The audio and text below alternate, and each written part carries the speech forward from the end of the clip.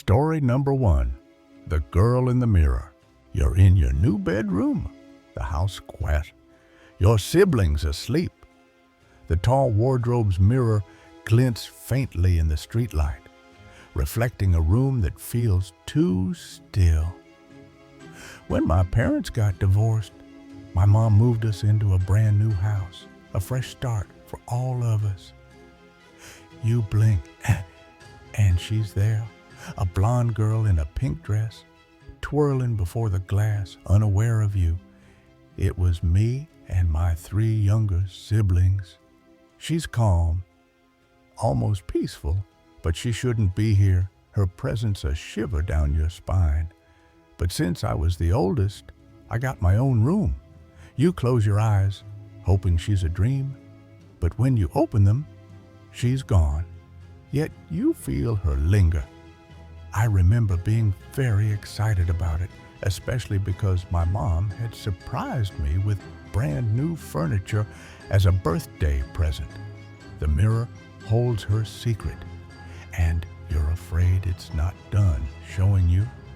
The centerpiece was this tall wardrobe with a full-length mirror on the front. The mirror sees more than you do, and it's keeping secrets. At first, everything was normal. You're thrilled with your own room, a sanctuary in the new house. The house was new, clean, and didn't have the usual sounds that old houses had. The wardrobe's mirror reflects your life. School, siblings, a fresh start. But that didn't last. You settle in, the quiet comforting, until one night changes everything. One night, not long after we moved in, I was lying on my side trying to fall asleep. You're half dozing. The streetlights glow soft through the blinds. When you see her, the room was quiet, and the only light came from the street lamp outside, filtering faintly through the blinds. A blonde girl, maybe 9, in a pink dress, twirls before the mirror, her ringlets bouncing. I was staring at the furniture absent-mindedly, watching the way the light dimly reflected off the mirror. She's serene, oblivious to you, but her presence is wrong. I was just blinking, trying to drift off. She vanishes with your next blink, leaving you frozen, heart racing, and then I saw her. You never sleep facing the mirror again. Her image burned into you. Between one blink and the next, she was just there. A little blonde girl, maybe 9 years old, standing in front of the mirror, wearing a delicate pink dress. She's not a dream, and she's not alone. Her blonde ringlets bounced as she twirled slightly, admiring herself in the glass. You try to forget, convincing yourself it was a trick of the mind, but the room feels different now. She wasn't threatening. The mirror holds a weight, its glass colder than it should be. She wasn't even scary. You avoid looking at it, keeping your back to that wall. But the house whispers at night. She just wasn't supposed to be there. You hear soft footsteps, a faint hum like a child's tune from the hallway. I watched her for a few seconds and she fluffed out her skirt, her face calm and distant, almost as if she was completely unaware I was there at all. You'd tell no one, fearing disbelief. But the girl lingers in your thoughts, and just as quickly as she had appeared, she was gone. On a camping trip with your family, you sit around a fire, trading ghost stories. There was no fade out, no slow disappearance. Just one blink she was there, and the next she wasn't. Your sister speaks, describing a blonde girl in a pink dress playing in her closet at the old house. I didn't scream. Your pulse spikes. She saw her too. The same girl, same dress, same Compton. I didn't even move. You blurt out details, finishing her sentences. The campfire group stunned. I just lay there wide-eyed, trying to convince myself I was half asleep or hallucinating.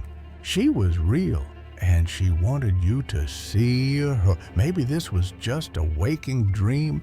You and your sister piece it together. Your stories identical, never shared before. But I never slept with my back to that side of the room. After that, the others laugh, thinking you're storytelling, but your eyes lock.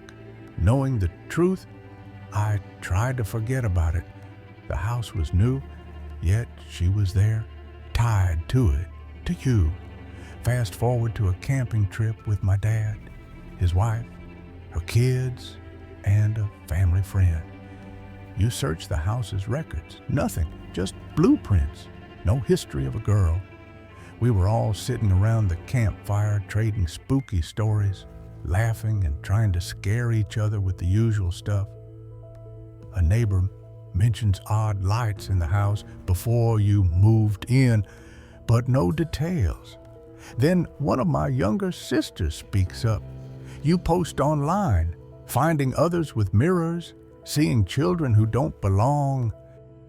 She starts telling a story about her old house, the one where we lived with my mom before she moved again. A local historian speaks of lost children, unnamed, tied to the land. She said she'd gone into her closet one day to grab something, and she saw a little blonde girl playing with some toys. You feel her still, her calm gaze, her silent claim. My heart started pounding so hard I could feel it in my ears. The mirror's empty, but she's not gone. At first, I didn't say anything. You move away, the house sold, but the mirror's image follows. I just stared at her as she casually went on, describing how they locked eyes for a moment, and how it wasn't scary, just unsettling. And then she'd said something that made my blood turn cold. You live in a bright apartment now, no mirrors in your room, but you check reflections, corners. She was wearing a pink dress. You dream of her, twirling, her ringlets catching light that isn't there. Without thinking, I blurted out with the lace. You join a group for those who've seen, their stories mirroring yours. Children in glass, calm but present. Hair was in ringlets. A town elder speaks of spirits, drawn to new homes, seeking notice. My sister froze. You write a blog, sharing her, warning of mirrors that hold more than they show. Our eyes met, and suddenly we were finishing each other's sentences. You don't sleep deeply, don't trust glass surfaces. Her age, the way she looked, the calm, almost peaceful feeling we both had when we saw her. She's gone, but you feel her, waiting somewhere for the next mirror to shine. We had seen the exact same girl. Story number 2, The Scream from the Woods. The woods behind our house were a wall of shadows, hiding secrets in their silence. I grew up in the quiet of blueberry farms, where the night was a friend, until it screamed a sound, not animal, not human, clawed through the air, freezing my soul. My ex-boyfriend saw me in the forest that night, but I was safe inside. This is the story of the thing that wore my face and the terror that kept us awake. The night was too still, the kind of quiet that presses against your ears. I stood outside, the stars cold above. When the sound hit, a wail sharp and unnatural, ripping through the darkness. It wasn't a coyote, wasn't an owl, it was alive, and it knew I heard it. I fled inside, heart pounding, the forest's eyes on my back. Something was out there, and it wasn't just watching, it was calling. We lived tucked away near the edge of the woods, where blueberry farms sprawl out in every direction. The country was my home, its melons familiar. I'm used to country silence. But that night, something about it was wrong. I was outside when a sound that tore through the air like claws against metal stopped me cold. A long, shrieking wail that made my skin crawl and my lungs lock up. I ran inside, shaken. I turned heel and bolted back inside. I called my mom, voice trembling. I called my mom right away. I just heard something. I told her she was on her way. She said she was already on her way over and hung up. Her headlights appeared, but so did he, my ex. Wild-eyed, my ex-boyfriend came stumbling towards her car from the road, eyes wide like a cornered animal. He pounded on her window. He ran up to her window, banging on it before she could even roll it down. He swore he saw me in the woods. He said, pointing back down the road towards him. She was walking towards me. It wore my jacket, my hair, my walk, but said nothing. Same jacket, same hair, same walk, but she didn't say anything. It turned and glided into the trees, silent, unnatural. Just turned and walked into the woods. I was inside. Hearing the scream, I was inside the entire time. I heard the scream. We sat, whispering, as the night pressed in. We both stood up that night, talking in hushed voices.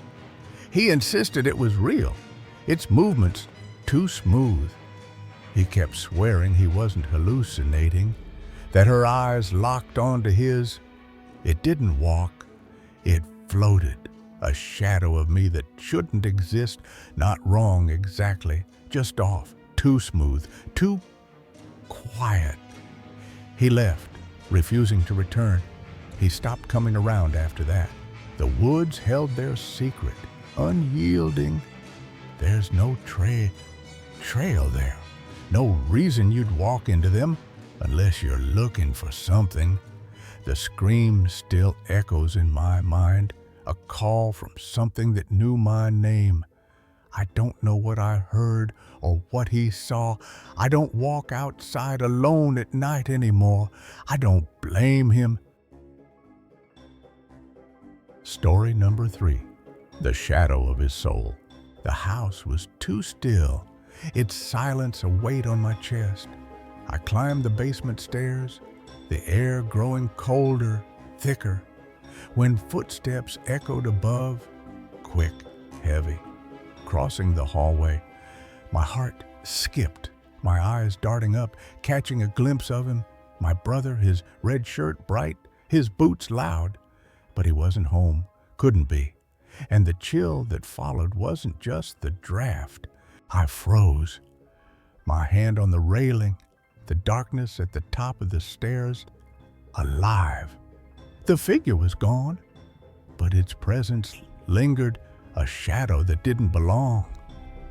My sister and I, we felt it, something dark, something tied to him, to the man he'd become. The house, our home, was changing, and we weren't alone in it anymore. The next night, it spoke. A man's voice, low and angry, roared from the hallway, the same void. I stood halfway up the stairs, my breath shallow, my body cold. No one was there. No one could be. But the voice was real, a threat from something unseen, something left behind. My sister saw it too, a shape, tall and black, crossing the hall like a storm cloud. Its edges blurred, its intent clear. She cried, her face pale, her eyes wide. And I knew this wasn't him. Not fully, but a piece of him, a fragment of his soul, broken and dark, haunting the place we called home. This wasn't just a house anymore. It was a cage, holding something we'd let in, something we couldn't ignore. My brother's shadow was here, not just his body, and it was growing stronger, feeding on the quiet, the fear, the cracks in our family. We had to stop it. before it claimed us too. My oldest brother moved out when I was a little child. I can't even remember him living in our house. I lived with my dad and sister. Growing up, it was just us three. A quiet life in a small house, warm and safe. Anyway, he got into trouble with the law because of a domestic dispute involving drinking, and his wife kicked him out. My dad is a saint, so he let him move back in with us. Everything was fine at first. For the first few weeks, we would play card games and talk and watch TV. His laughter filled the rooms, his stories a bridge to a brother I barely knew. But it didn't last. Then it came time for him to be sentenced to go to prison. He only ended up spending 2 months there, but when he came back, he had an entirely different demeanor and energy. The only way I could describe it, his negativity and darkness. At first, you could chalk it up to him having a negative experience. But he would reminisce seemingly fondly about his experience and claimed that it was no big deal. His smile was wrong, his eyes too sharp, his voice too loud. My sister and I are very spiritually sensitive. It runs in the family on the female side, and there were 3 distinct instances that solidified the idea that there was more going on than anything emotional or physical. Something followed him home, something we couldn't see but felt, a weight in the air, a chill in the bones. The first instance, I was walking up the basement stairs when I heard footsteps at the top. I glanced up to see what looked like my brother crossing the threshold of the doorframe. I could even tell you he was wearing blue jeans, a red polo shirt, and yellow Timberland-style boots. I walked upstairs and looked around the corner expecting to find my brother when my dad tells me he's actually 2 hours away in Buffalo. My dad and I were home alone, and he was wearing a blue shirt. The house felt different after that. Its corners darker, its ceilings heavier. My sister and I shared glances, unspoken fears, knowing we'd touched something beyond us, something tied to him, to the man he'd left behind in that cell. It wasn't over. It was just beginning. On the second occasion, I had just fed the cats and decided to head upstairs to go to bed. I get halfway up the stairs before I hear a man's voice angrily yelling at me from the exact same place in the hallway where I saw the apparition. The voice was harsh, strong, a fury that didn't belong to my brother, not the one I knew. I froze, my hand on the railing, my heart pounding, but the hallway was empty, the air cold. The third instance, my sister and I were pulling an all-nighter on the couch because I had a doctor's appointment in the morning.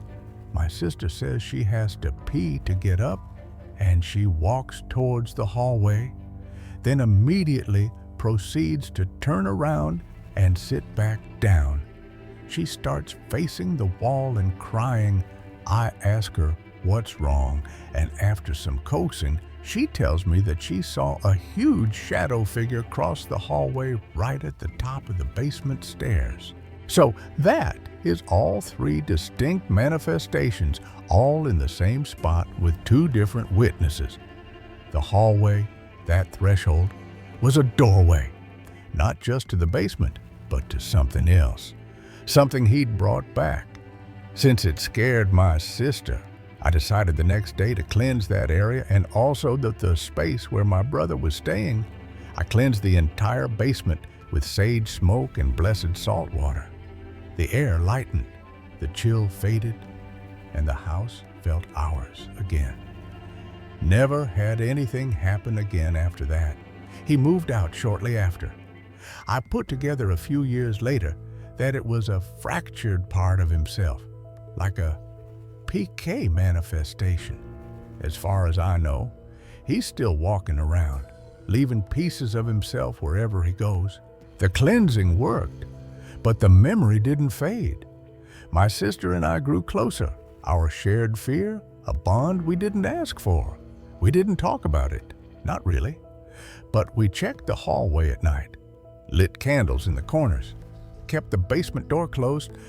Dad noticed our quiet, our glances, but he didn't ask. Maybe he felt it too, the shadow that lingered after my brother left. I started researching, reading about spirits, about energy, about how trauma can split a soul, leave pieces behind. There were stories like ours. People changed by prison, by pain, carrying something dark that wasn't quite them. Some called it a doppelganger, others a tulpa, a thought form born of anger, of loss. I didn't know what to call it, but I knew it was real, knew it had stood in our hallway, had spoken, had watched. My brother called once, years later, his voice softer, his life rebuilt. I wanted to ask, to tell him what we'd seen, but I didn't. Some truths are too heavy, too sharp. I keep a sage bundle in my drawer now, a reminder, a shield. The house is quiet again, but I check the stairs always, just in case. Story number 4, The Doll's Domain. I was maybe 9 or 10 when this happened. The world was still big, full of corners I hadn't yet learned to fear. But that summer, I stepped into a house that taught me dread. We had just moved to a strange, isolated little neighborhood in West Virginia, tucked right over a massive steel bridge. The bridge loomed like a sentinel, its shadow a warning over the quiet streets. We weren't moving into our own place, but into a big old house with some close family friends. The house was a relic, its walls heavy with secrets. It had 4 bedrooms if you counted the office, a basement, 2 bathrooms, and this strange attic/walk-in closet. Every room felt wrong, as if the house had been stitched together from forgotten lives. It wasn't a home, it was a labyrinth, and we were its newest guests. The house was alive with menace. It was older, creaky, and it felt a little off. The floors groaned underfoot, the air thick with the scent of dust and time. To get to the room my mom and I were staying in, you had to go through the upstairs bathroom, then through the walk-in closet. The path was a gauntlet, narrow and shadowed, each step a trespass. Our room sat behind all that, almost hidden.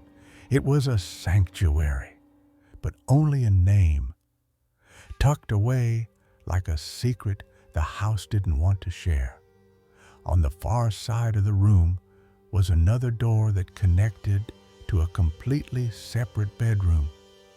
The door was a mystery, its existence unnatural, as if the house had been carved up to conceal. To me, it felt like the house had been rearranged in a hurry, like the walls were built to hide things.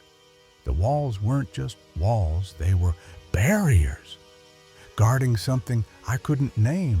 The past lingered, watching. When we first moved in, the adults told us something that stuck in the back of my mind. Their words were casual, but their eyes betrayed unease. The previous tenants, maybe even owners, had apparently practiced some kind of voodoo or ritual magic. The house was a shrine to their rites, its relics scattered like offerings. I'm not sure what it was, but the evidence was everywhere. The air was heavy with their presence, a residue of intent. Dolls, so many dolls, plastic baby dolls, porcelain dolls, Barbie dolls, even just heads loose and dusty. They stared from every corner, their eyes unblinking, their limbs frozen in silent screams. Some were hanging by their necks from strings in the closet. The strings swayed, though the air was still. There were bundles of them stuffed in drawers, eyes wide open, arms frozen mid-reach. They weren't toys, they were watchers, guardians of the house's dark heart. The effigies were a curse. Right outside our bedroom door were 4 pencils taped to the wall.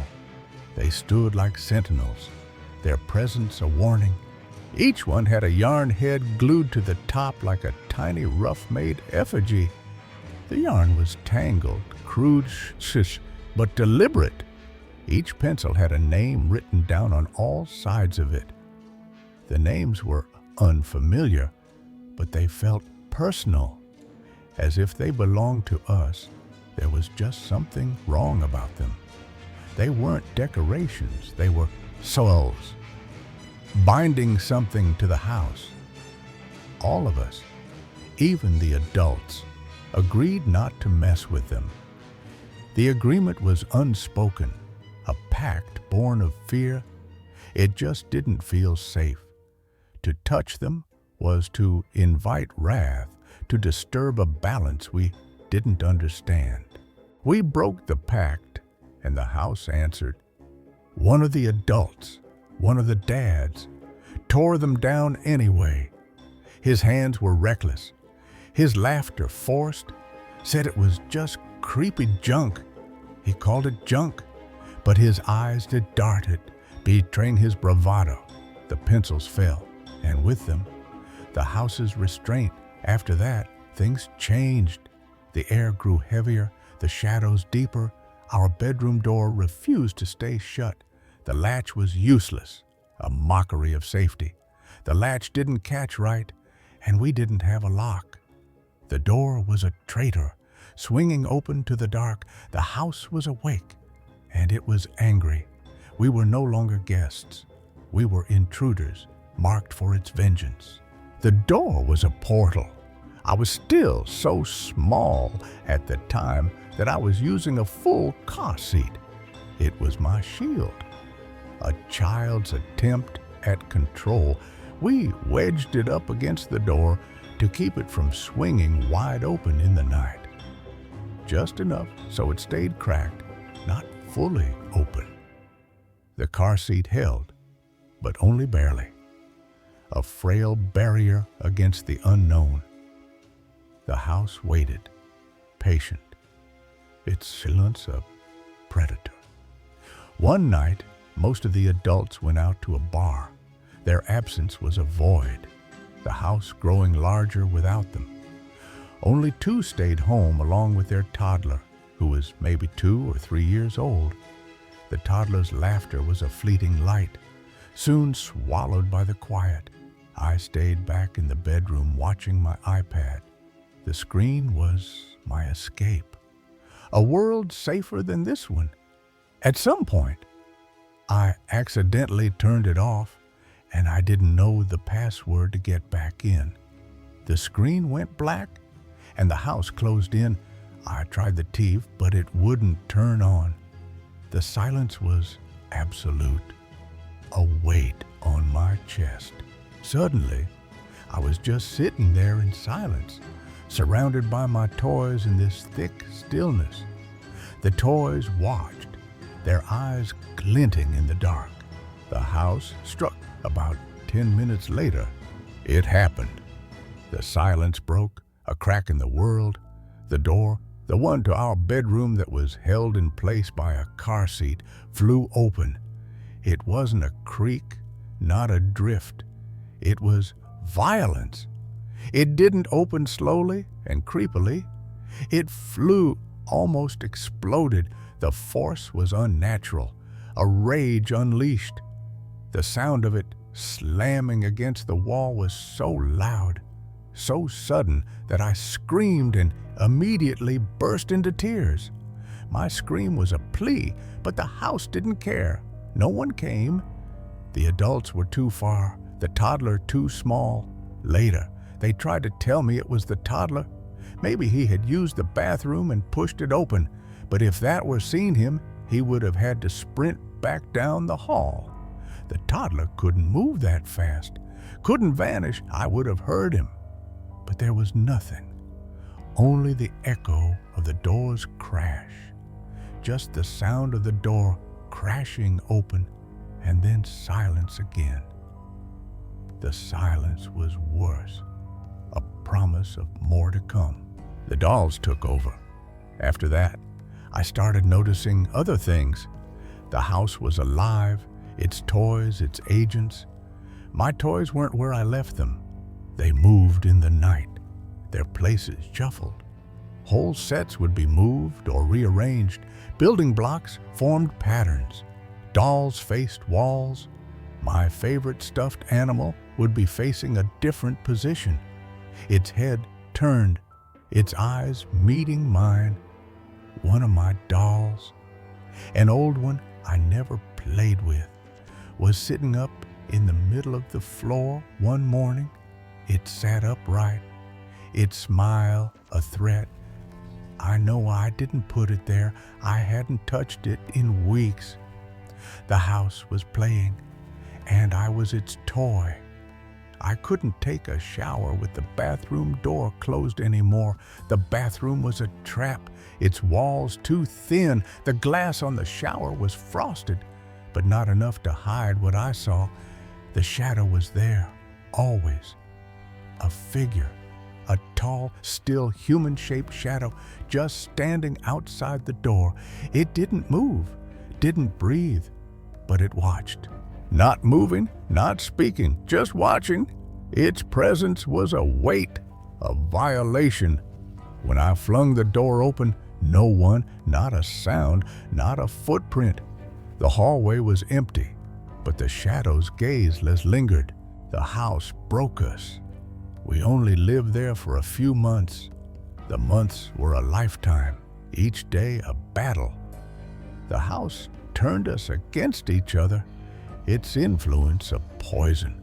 Things between the families got tense, even abusive, and we left in a hurry. We fled, but not unscathed. The house let us go, but it kept a piece of us. I left with fear, my mother with scars we didn't name. The dolls stayed, their eyes following us out. Sometimes I think about that house, the dolls, the names on those pencils, and the moment the door exploded open with no one there, the memory is a wound, raw and open. I wonder, what did we stir up when we moved in? What had we awakened?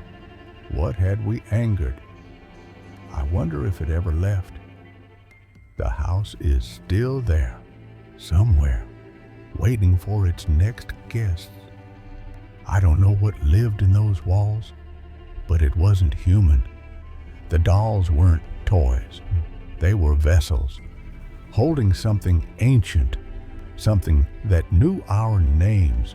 Don't move into that house. Don't touch the pencils. Story number 5, The House That Watched. The house welcomed us, but it never let us go. My name's Alex, a kid caught in the grip of a home that wasn't just a place, it was alive. My parents had 3 kids at the time. We were a family seeking roots, but we found shadows. My parents are closing on the house. The papers were signed, but the deal was sealed with secrets. My mom asked Mr. Geller, the seller, if anyone had passed away in the house. His answer was a taunt, a key to a door we shouldn't have opened. Mr. Geller's response was, "Why are you scared of ghosts?" The neighborhood was a mask. Hiding the house's truth, it was a hood city. But our neighborhood was one of those movie neighborhoods. The streets were neat, the lawns trimmed, but our home stood apart. All the houses looked the same except for the one we just bought. But it loomed, a giant among dwarfs, its walls whispering of past lives, It was two-story bedroom, the extra rooms, the salon, the workshop. They weren't just space, they were traps. Our house happened to be the largest in the neighborhood. The house knew us before we knew it. We get settled in the first week. The air was heavy, the silence sharp. My bedroom was supposed to be the last room on the left upstairs, but it wasn't mine, it was theirs. From day one, I was terrified of that room. The walls pulsed with a presence I couldn't name. Me and my bro shared a room, the last one on the right. We thought we were safe, but safety was a lie. We closed up the house, turned the lights off, shut the front door. The first sign was a warning we ignored. We could see it in the distance. The house glowed devout. All of the lights were on in the other house, and the front door was open. My heart sank. The night suddenly wrong. My mom made us stay back about 2 houses up while my dad went and checked out the house.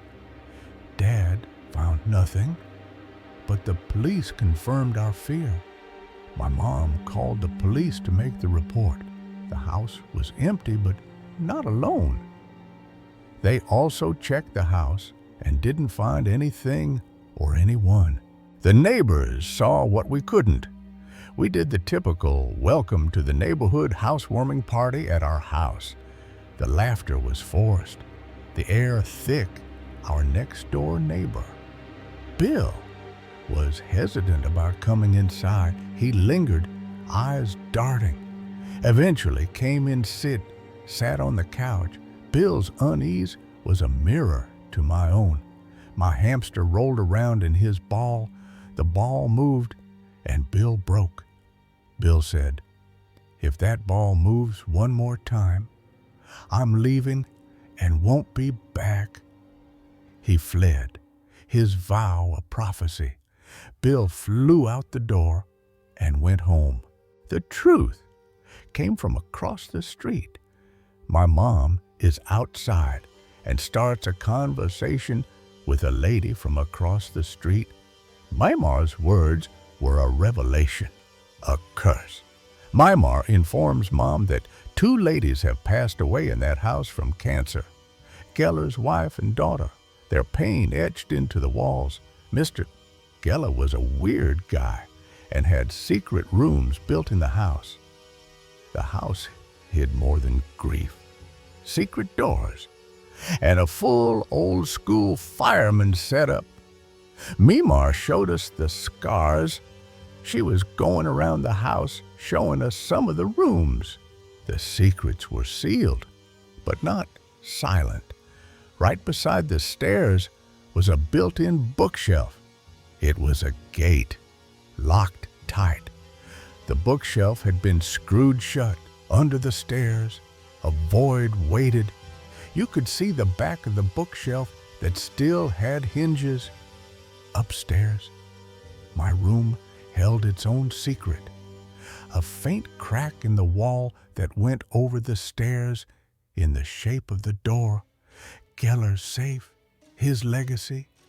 That's where Mr. Geller kept his safe. I moved in, but the room fought back. My mom made me and my brother move into it anyway. The dreams were the house's voice. We moved into the room upstairs on the left. The walls closed in, the air heavy. I stayed on the top bunker. Sleep was a trap every night. I had a dream I was caught, voiceless, a ghost in my own home. I would always tell my mom that I was stuck and couldn't get out. The dreams shifted, darker. I was able to move around the house and walk and talk. A shadow hunted and I hid. I would hide in places around the house, behind doors. The house turned on us. I would always wake up crying or screaming. My mother's patience waned, but the terror didn't. My mom would come and get me. My brother became its pawn. My brother started sleepwalking. He wandered, lost in the house's grip. He would always get up and walk around the house. Mimar's cross was a fleeting shield. Mimar gave us a cross to hang in our room. It held the dreams at bay, but not forever. It helped for a little while, and the dreams stopped. The house fought back. My parents had some friends over. Their laughter was a challenge. My mom asked me to go upstairs and get something out of her room. I climbed, unaware of the chaos below. I heard a crash downstairs and another, then yelling. The living room was a battlefield, candles flying. My mom's candles were flying off the fireplace shelf one by one. Guests fled. The night shattered. After it all stopped, a bunch of people left. The house won. Its anger spent. The youngest bore its mark. My little sisters were born while we lived there. They cried, their pain a mirror to the house. They both had a lot of issues as babies. One night, the house struck. My mom was bathing the youngest one. My sister's life hung by a thread. My little sister's eyes rolled back in her head, and she stopped breathing. Dad's touch saved her, but not us. He picked up my sister, and she gasped and began crying. The fear lingered. A scar. The stairs held their own terror. We were hanging out, playing Super Nintendo in our room. The night was calm, until it wasn't. We heard the door open and someone coming up the stairs. The steps were deliberate, heavy.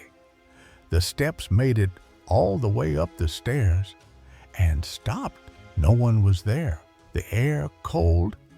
We got up and looked, and no one was there. We fled downstairs, hearts racing. We ran downstairs and found my parents in the kitchen. The final dream was a warning. I had another dream. The house was a maze. The storm its ally. I was hiding again. The shadow returned, crueler than before. I was behind a couch in the living room, watching this black shadow go around the house. It hunted my family, its blade sharp. My little sister was in her crib and crying. The shadow struck and I broke. The shadow man came up behind my dad and cut him. I woke. The scream my own. I woke up screaming. The house released us, but not without cost.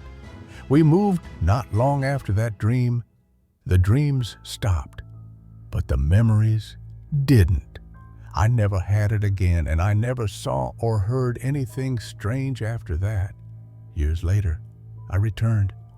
I drove by the house several years ago. The new owner had erased its past. He said he hadn't experienced anything. The house was reborn, its secrets buried. He tore the house down to the frame walls and all, but I know it still watches, waiting for the next family to claim. I searched X for tales of haunted homes, finding stories of shadows that linger, of houses that breathe. Some places hold their dead, and ours was one. Story number 6, The House of Flies. The house stood like a forgotten relic, its walls heavy with secrets untold. Back in the 90s, my dad owned a handful of rental houses. The rentals were his legacy, scattered across our small town like markers of his grit. When tenants moved out or passed on, my girlfriend and I were the cleanup crew. We were the hands that scrubbed and painted, breathing life into worn spaces. We'd go in, repaint, rip up carpet, and get the place livable again. Each house was a canvas, a chance to erase the past. There was one house, though, that I still think about. This one was different, its presence a weight that lingered. The air inside was wrong, thick with an unseen presence. My dad had bought it years earlier with a long-time renter already living there, an older man who kept to himself. The old man was a ghost in life, his existence barely a whisper. When the guy passed away, my dad asked us to go in and start the rehab. The task was familiar, but the house felt foreign. Sounded routine? We'd done it plenty of times before. We approached it with confidence, tools in hand. The weird started almost immediately. The house was a puzzle, its pieces slipping away. We began in the bedrooms, like always, priming the walls, tearing out the carpet, but we kept misplacing our carpet knives. The knives vanished, defying logic. We figured we'd rolled them up with the old flooring by mistake. The excuse was thin, but we clung to it. So we got smart, switched our fluorescent orange cutters, and you'd have to be blind to miss them.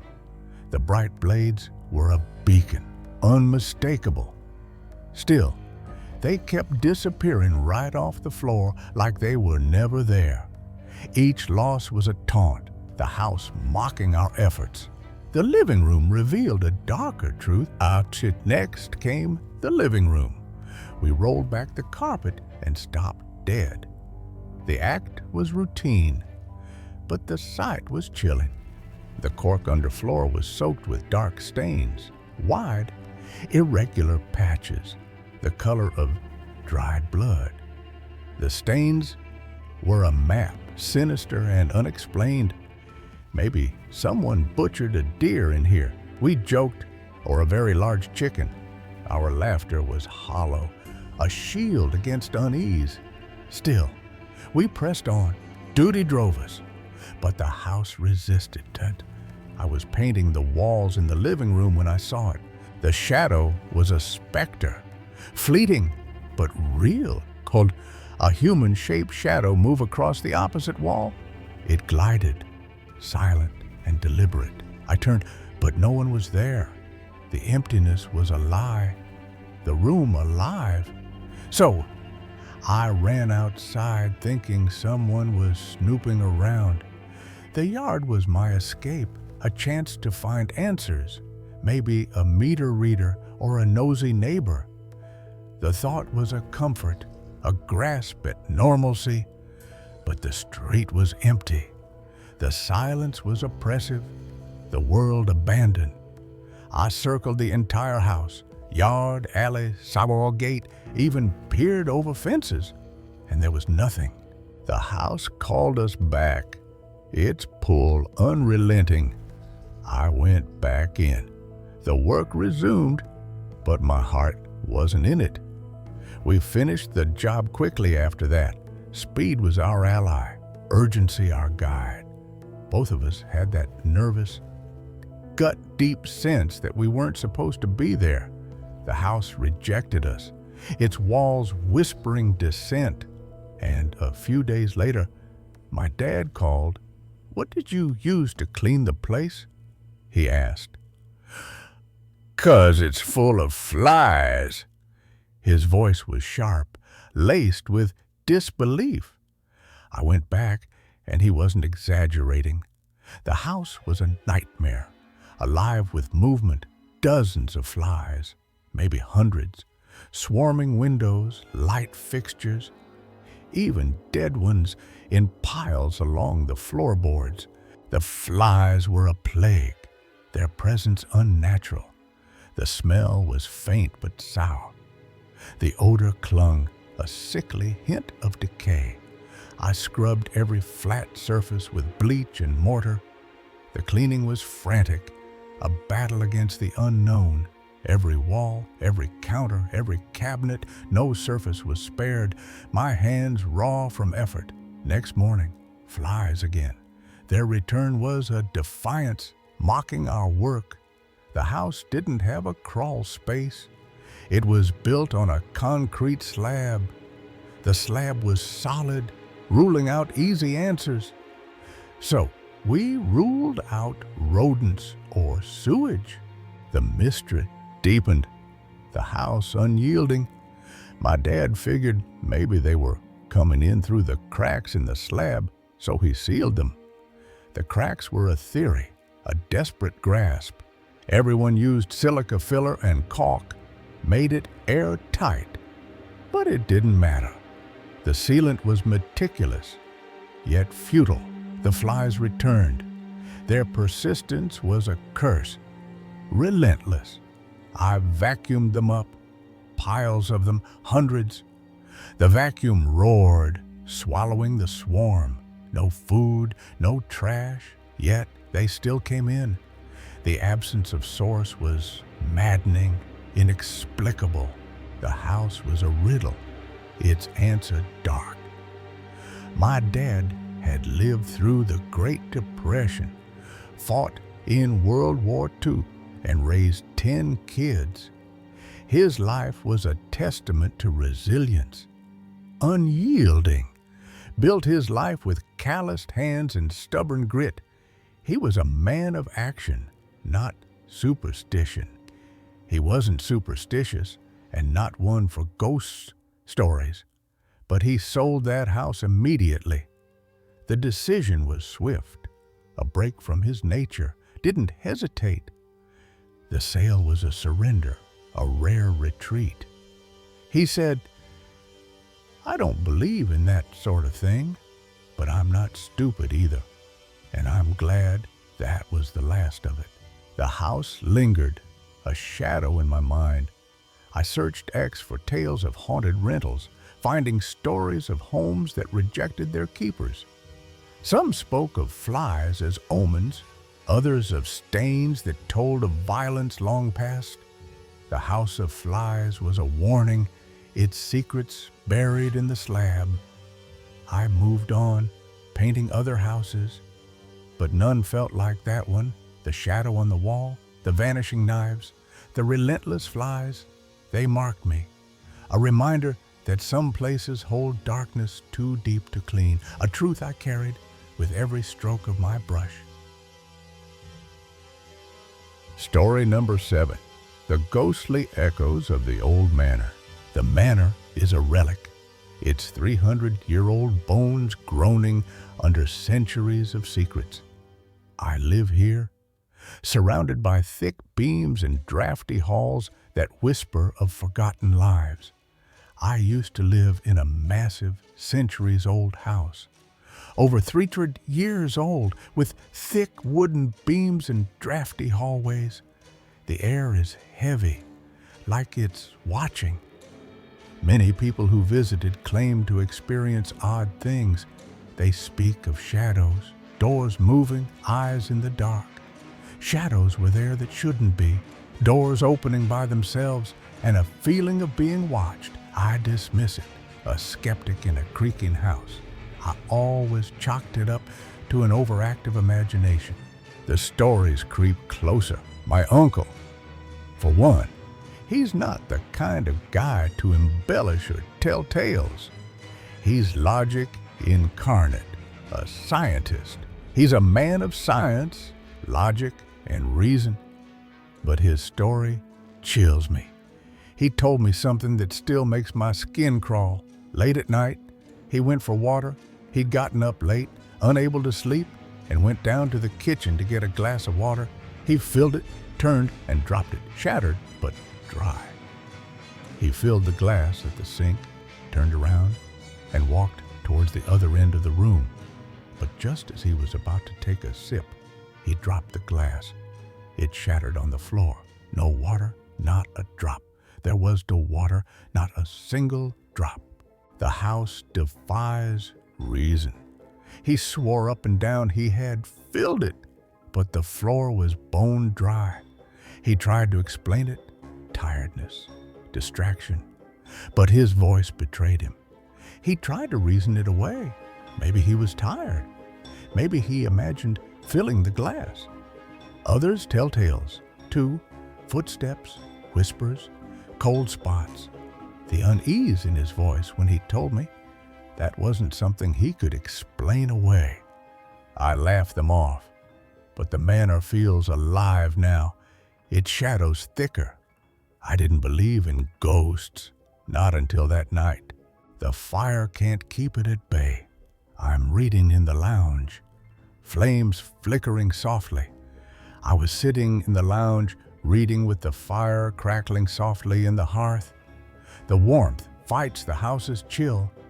The glow of the flames was coming, and the room felt warm, despite the usual chill that seemed to creep through the house after dark. Then it happens. A violent sound from the next room, and then I heard a sound. A loud, violent sound from the next room. It's not the house settling. It wasn't the usual sound or groan of the old house settling. This was different and deliberate, jarring enough to make my heart pound.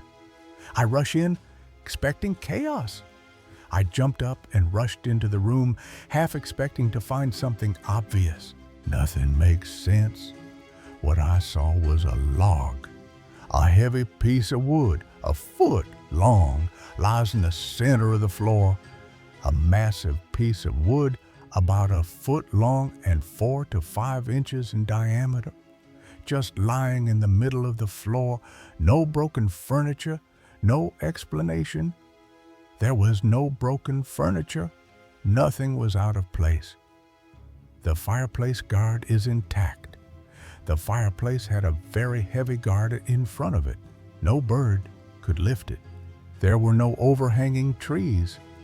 And while birds occasionally nested in the chimney, there's no way a bird could have lifted a log that heavy. Then I find it, a painting, fallen from the wall, showing a woman with a hollow eyes, a name scratched into the frame, Eleanor. Oh, she's been here all along. The more I thought about it, the more impossible it seemed. The manor holds her.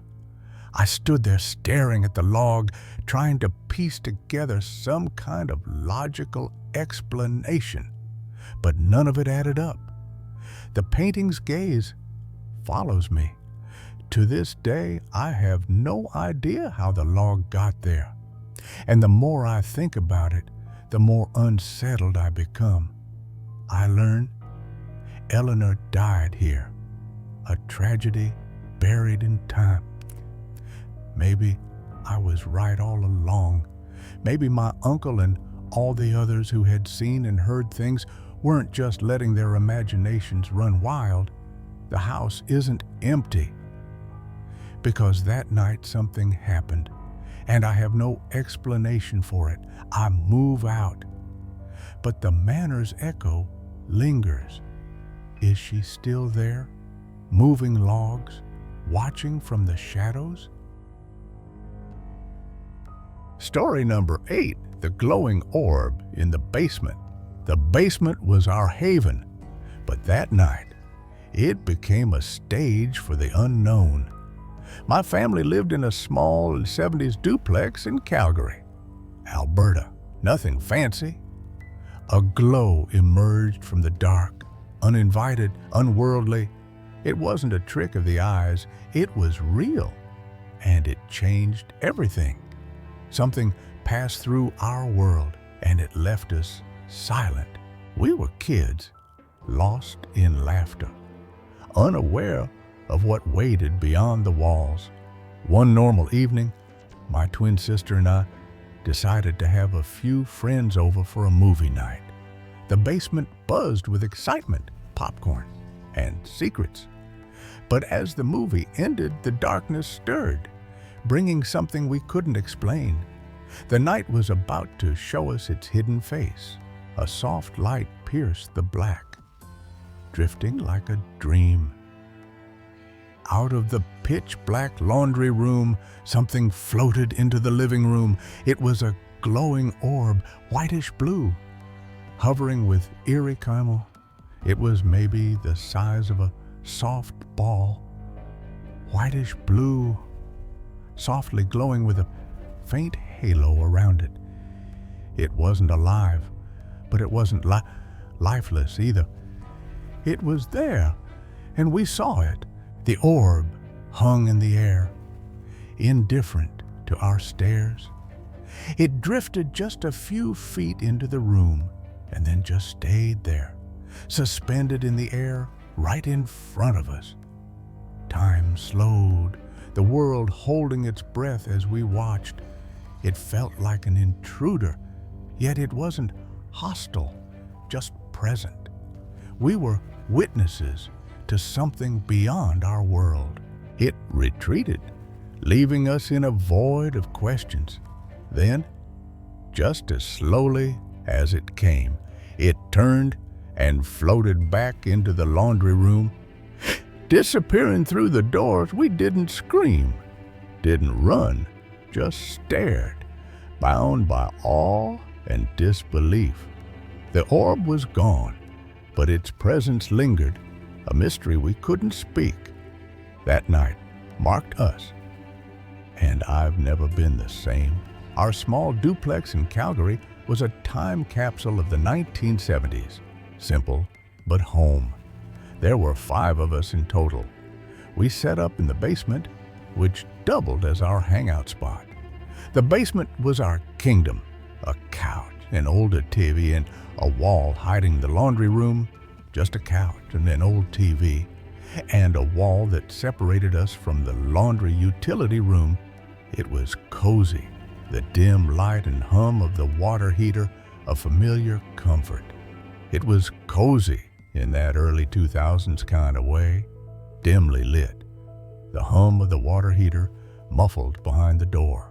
My twin sister and I had invited friends for a movie night, a chance to laugh and maybe flirt, totally innocent, popcorn, snacks, a few sodas, and I remember having a little crush on one of the people coming over, so I was maybe more excited than usual. We chose a comedy, its jokes filling the air as we sprawled across the couch. We put on some comedy that was popular for the time and settled in for the night. The night was alive with chatter, the kind only kids can create. As the movie played, 3 friends drifted to sleep, their soft snores blending with the credits. As the evening wore on, 3 of our friends slowly drifted off to sleep. Only my friend and I remained awake, side by side on the couch, the screen's glow fading. Eventually, it was just me and one other friend still awake. We sat next to each other on the couch, the movie playing out its final scene. The room darkened, the TV's light dimming as the credits rolled. The room darker than I realized, and through the credits started to roll.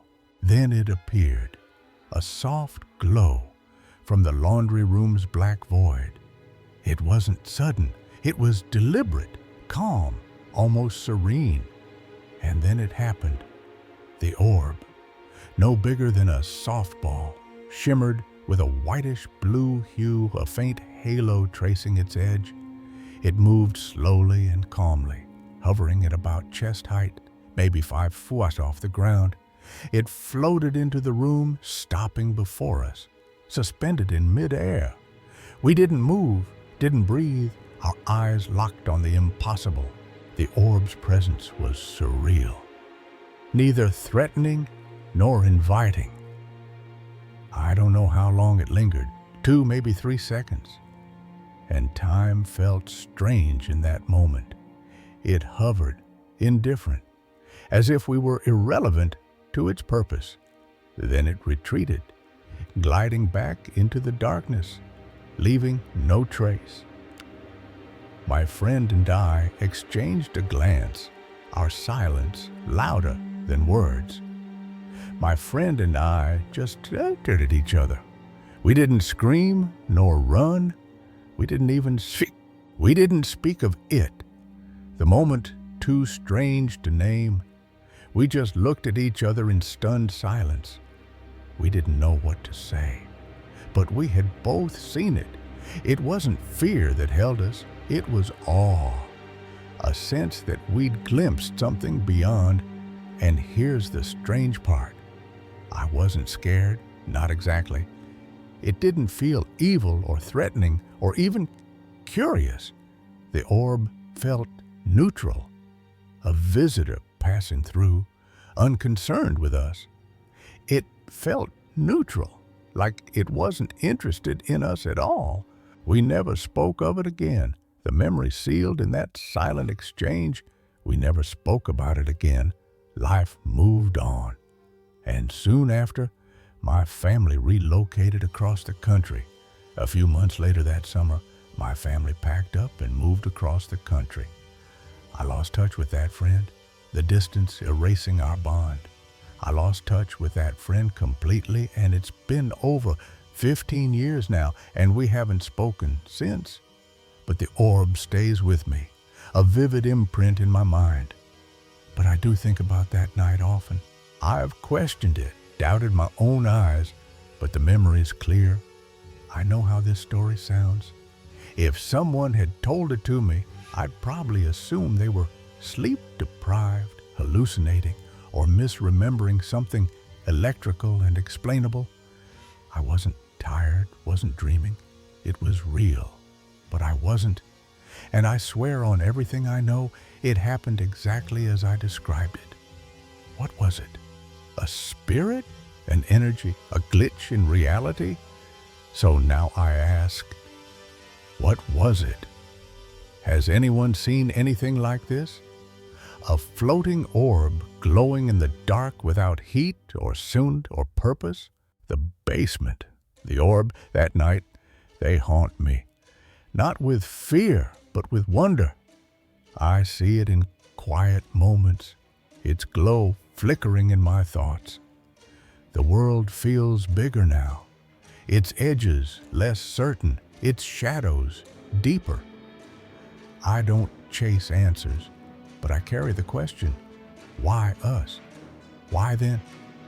The orb passed through, and though it's gone, it left a mark I'll never erase.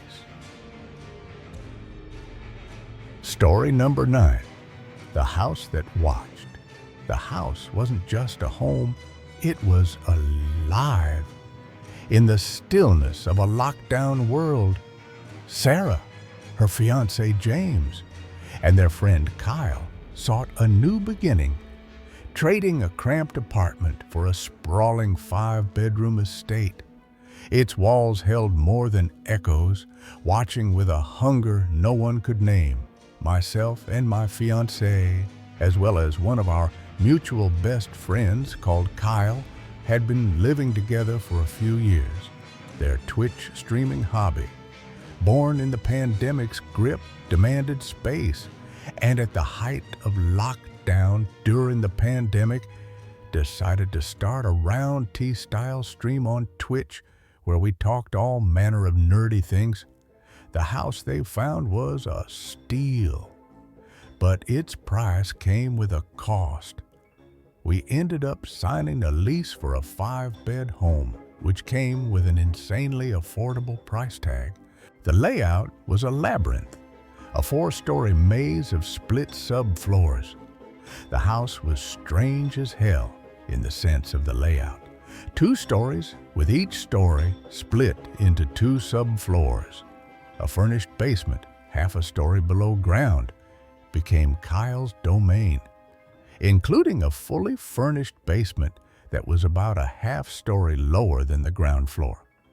When I say fully furnished, I mean it was essentially a full-on basement apartment, including a small living room, bed, and bath, and laundry room. Kyle claimed that for himself. The top floor held the kitchen and living room, with bedrooms above. The main living room and kitchen were on the top 3rd floor, and half a story up was the master suite and 2 smaller bedrooms. Its oddity was charming until it wasn't. We set up the basement living room as our streaming studio. The first night set the tone, a warning whispered in the dark. The night we moved in, I was upstairs unpacking boxes in the master suite while my fiancé and some friends were down in the garage organizing storage boxes. Sarah felt a chill, her neck prickling as a voice hissed in her ear, sharp and inhuman. I remember the hair on the back of my neck stood up suddenly, and out of nowhere something made a very loud sound in my ear, almost like someone yelling something. She fled to the garage, her heart racing, the sound too real to dismiss. I immediately booked it down the garage, and it was explained away as me being overtired or maybe hearing a plastic bag rustling in the room. But Sarah knew better. The house had spoken. I wasn't convinced, but I didn't want to push the point. The master bathroom's window was a gaping eye, unshielded and exposed. For context, there was a very odd window in the master shower. It faced neighbors' yards, offering no privacy. It was large and had no screen or blind, and was literally in the wall facing out over the side of the house, and could be seen into directly by both our next-door neighbors and the neighbor whose backyard was catty-corner from ours. At night, it felt like a portal watching them. We had both agreed that the window gave us an unsettling feeling of being watched at night, even as it was on the second floor. Their dogs growled into the darkness, sensing something unseen. But then our dog started growling in the darkness of the bathroom at night. Curtains didn't help. The dog still pushed past, snarling.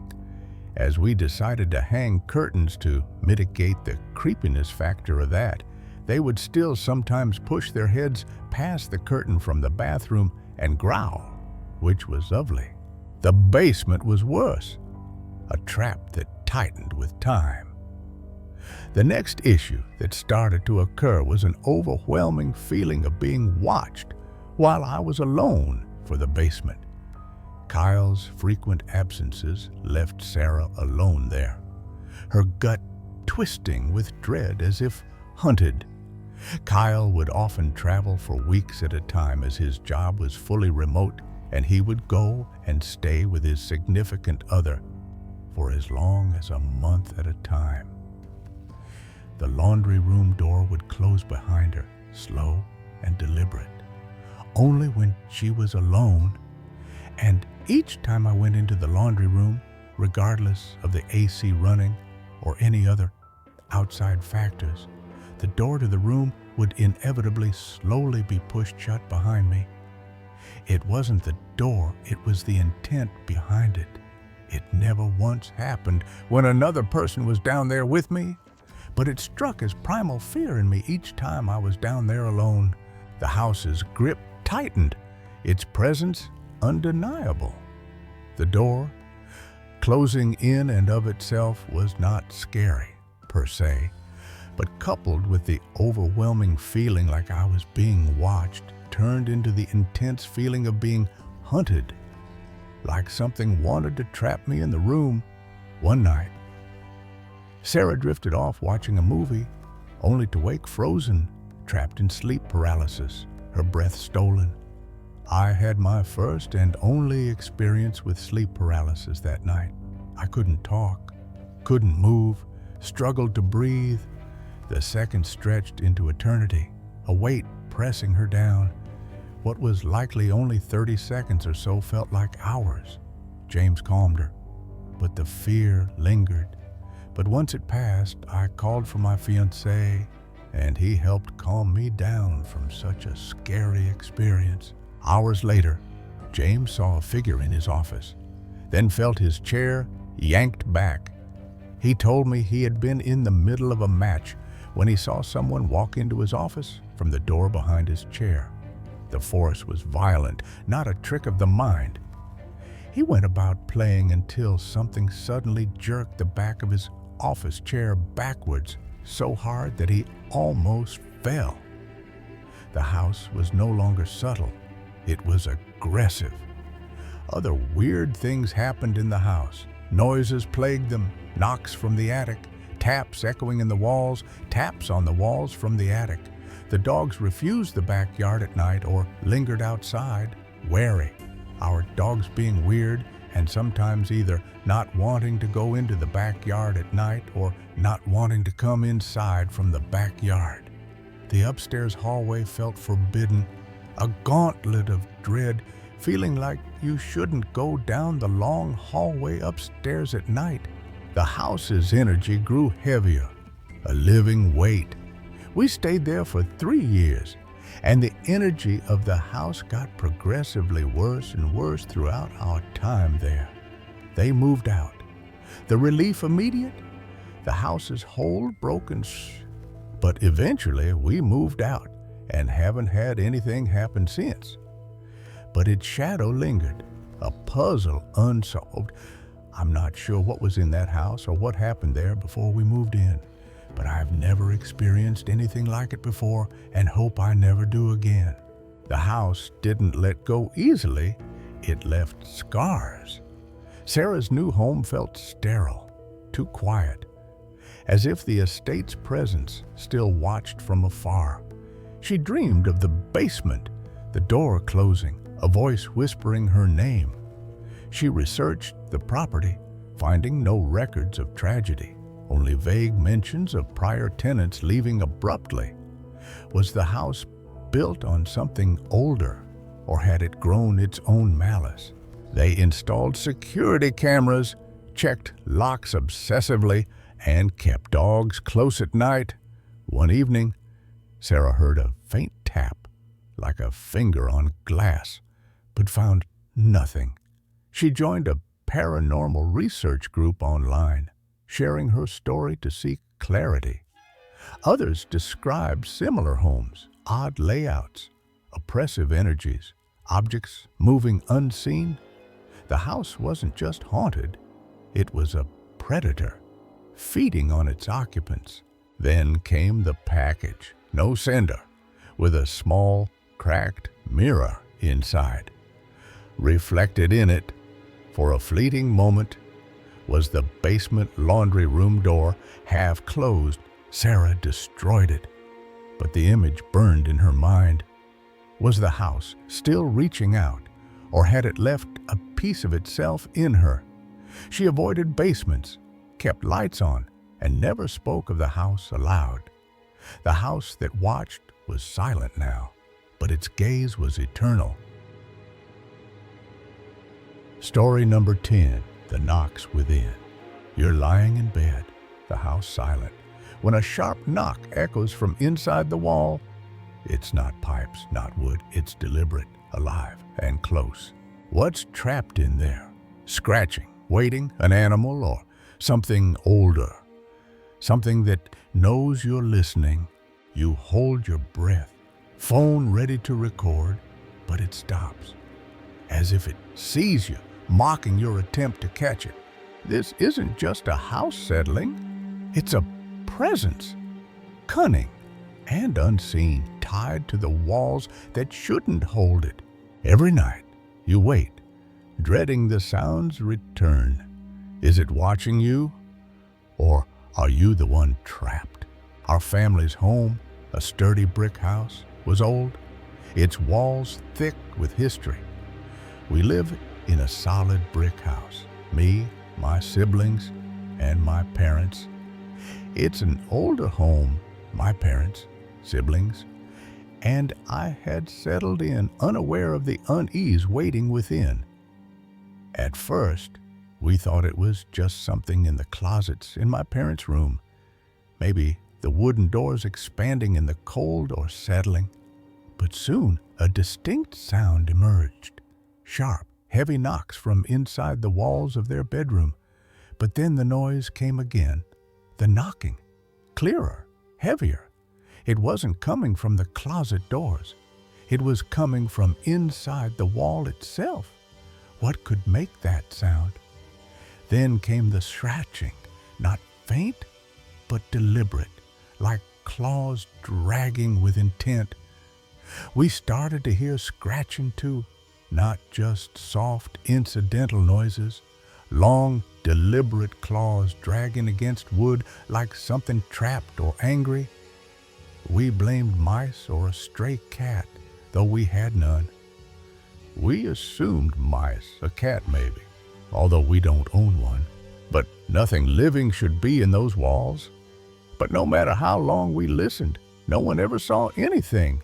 My father investigated, pulling shelves from the closet to reveal a small, bricked-over hole, sealed long before we arrived.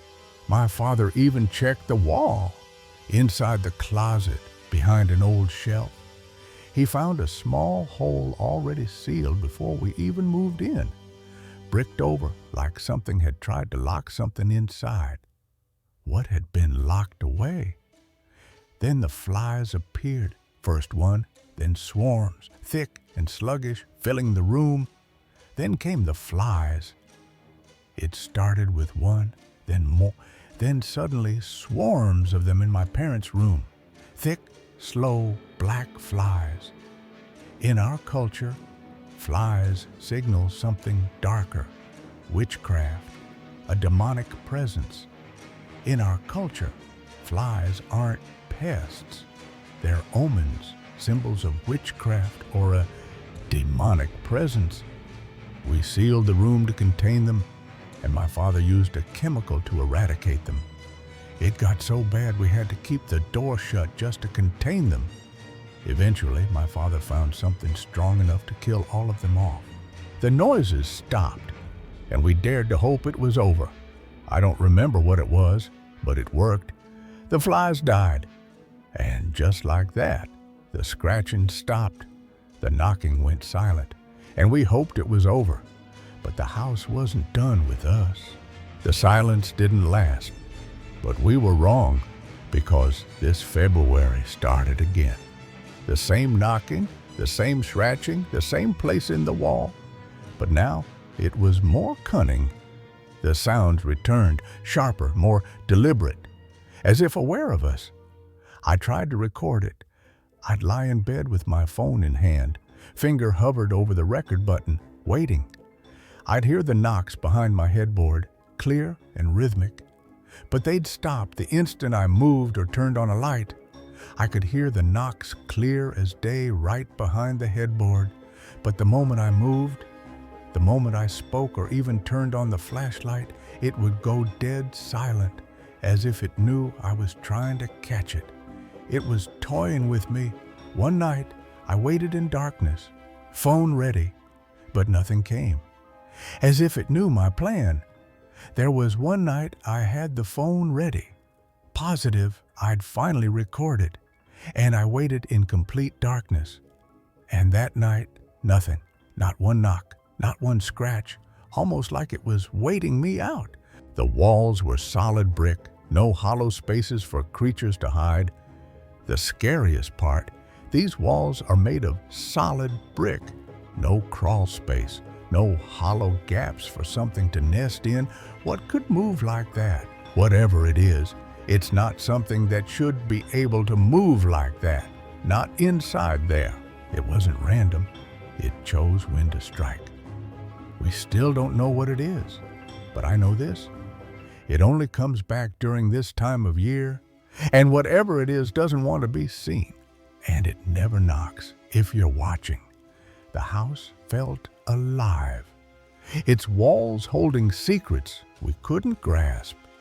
I began researching, digging into local history. The land had once been a burial site, whispered to be cursed by those who knew its past. Was it tied to the earth? My siblings reported whispers, faint calls of their names in the night. My mother found an old locket in the closet, its photo faded but showing a figure in dark robes. Who had lived here? The noises grew bolder, sometimes mimicking footsteps, heavy and deliberate. One night, I saw a shadow flicker across the wall, too tall, too thin, vanishing. When I turned, was it watching us? We sought help, consulting elders who spoke of spirits bound to disturbed grounds, angered by forgotten rites. Had we stirred them? They suggested cleansing rituals, which we performed, but the knocks persisted, quieter, but never gone. What did it want? The room stayed sealed, its air heavy with unease.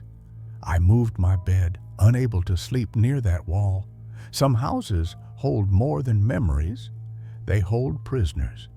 Years later, we left, but the sound follows me in quiet moments, a reminder of something alive, waiting within those bricks. Story number 11, The Hallway Wraith. The apartment was a cage, its walls humming with secrets too old to name. I lived in an old pre-war building in New York City, the kind of place where history clung to the air, thick and heavy, like dust that never settled every night. The silence was a weight pressing against my chest. My daughter's soft breathing was the only anchor, but even that couldn't drown out the feeling that something else was there, watching. The hallway outside our door was a void, and it was alive. I tucked her in her small room, a fortress of stuffed animals and dreams. My daughter and I lived in a small apartment on the 4th floor, and every night after putting her to bed in her little room, I would collapse on my own bed and zone out to some mindless TV show. But the glow of the screen couldn't erase the unease, the sense that the apartment was holding its breath. The air was wrong, charged with an energy that made my skin prickle. Then I saw it, a flicker in the dark. My bed was angled so that from where I lay, I could watch a sliver of the hallway outside our door in my peripheral vision. And every single night, without fail, I saw it. A shape, too tall, too thin, slid through the shadows, its presence a cold knife in my gut. It wasn't just a trick of the light. It was deliberate, purposeful, like it wanted me to notice. My heart thundered, but the hallway stayed empty, mocking my fear. The thing moved like a nightmare given form. A tall, dark shadow would glide gently past the door, just barely within the edge of my sight. It moved slowly, almost floating, like a heavy curtain drifting in a breeze. Its limbs were wrong, stretched and twisting, as if they didn't belong to this world. I froze, my breath caught, waiting for it to turn, to look at me. But it never did, just drifted, a wraith bound to the hallway's endless loop. Buzz. I told myself it wasn't real. The shape was impossibly tall, with long, slender limbs that seemed to stretch and ripple unnaturally. My heart would leap every time. A jarring jolt of cold fear tightened my chest. Yet, night after night, it came. A ritual I couldn't escape. I checked the lock, the windows, the bulbs swaying in the hall, but found nothing. The building itself seemed to breathe, its walls complicit in the shadow's dance. The fear became routine, a bitter pill I swallowed nightly. I would snap my head towards the hallway, eyes wide and searching, but there was never anything there. Just the dim glow of the hallway light bulb swinging faintly, casting long, flickering shadows. I blamed exhaustion, the peeling paint, the way old buildings play tricks on tired eyes. At first, I was terrified, but after a few months, I convinced myself it was just a trick of the light, an eye glitch, a shadow from the peeling wallpaper, or some warped corner of my vision playing cruel games. Eventually, I stopped flinching when I saw it. It became part of the nightly rhythm, like an unwelcome but familiar visitor that I simply learned to ignore. The shadow was my secret, locked away in the quiet of the night. We lived there for several years, and the shadow never stopped appearing. I never spoke of it to anyone. Who would believe me? A single mom, frayed by life, seeing ghosts in a city that never sleeps? The years passed, and we planned to move, the apartment filling with boxes. Then just a week before we moved out, after all the boxes were packed and the apartment was half empty, the shadow came back with a vengeance. The air was heavier, the ceiling sharper, as if the building knew we were leaving and didn't approve. But this time, it wasn't me who saw it that night. We were together, the last of our belongings scattered around us. One night, my daughter and I were lying on the bed watching TV in the dim light of the room. She was sprawled out at the foot of the bed, quietly playing with her dolls. The TV's murmur was a thin shield against the quiet. The apartment was eerily silent, except for the low murmur of the television. Out of the corner of my eye, there it was, that same tall, slender shadow drifting past the door like a wraith. Its presence was a weight heavier than ever, as if it knew its time was running out. But this time, my daughter suddenly sat up, her small face pale and wide-eyed, and she whispered, "Mommy, who was that?" My heart stopped, the room tilting. My blood ran cold as I bolted upright. "You saw it? You saw the shadow?" She nodded, unable to take her eyes off the doorway, her small hands gripping the blanket. Her fear was a mirror of my own, a confirmation that the wraith was real, not just mine to bear. That was it. I grabbed my daughter and we packed up the last few things in a frantic rush, my mind racing with dread. We threw clothes into bags, leaving half our things behind. We left that night and stayed with her grandmother, never once looking back. The building loomed behind us, its windows dark, its hallways endless. The building behind us stood silent and indifferent, but I knew the shadow was still there, lurking in the darkness, waiting for the next set of eyes to capture its impossible shape, moving just beyond sight. We never went back. We broke lease and never returned. The landlord called, angry about the contract, but I didn't care. I couldn't explain it, not to him, not to anyone. My daughter stopped talking about the shadow, but she clung to me at night, her dolls forgotten. I found a new apartment, a modern one with bright lights and no history. But the memory of that hallway followed me. On X, I read stories of others in old New York buildings, flickering lights, footsteps in empty halls, shapes that vanished when you looked too long. Sometimes I dream of the apartment. The hallway stretches forever, the bulb sways, and the shadow is there, closer now, its limbs reaching through the door. I wake with my daughter's hand in mine, her breathing steady, but I check the locks twice.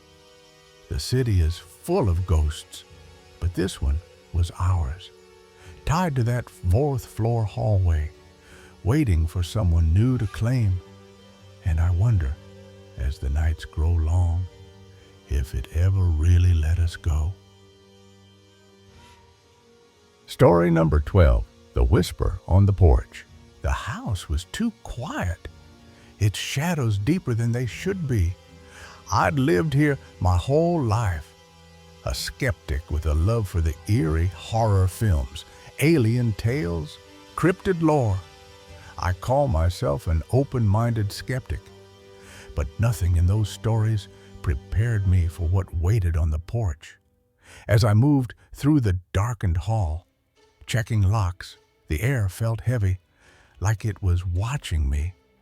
The open porch door let in a faint breeze, but tonight it carried something else, something wrong. The hallway light flickered, casting jagged shadows on the walls. The entire main floor of the house was dark aside from the hall light. I stepped toward the porch, my boots echoing in the silence. The house's layout was familiar. Kitchen to the right, living room behind, the porch straight ahead. But tonight, the darkness beyond the door seemed alive, pulsing with intent. I reached for the handle, my pulse quickening. What was out there, just beyond the light's reach? The porch was a void, swallowing the glow from the hall. I get to the porch door to shut it, and immediately in the darkness of the porch, something makes a sound. A voice, low, urgent, not quite human, muttered, "Wait, no, no, no!" As if pleading to keep the door open, a cold gust hit me, sharp and unnatural, like fingers brushing my face. My heart stopped, every instinct screaming to run. Was something trying to get in, or was it already here? I slammed the door, the sound shattering the silence.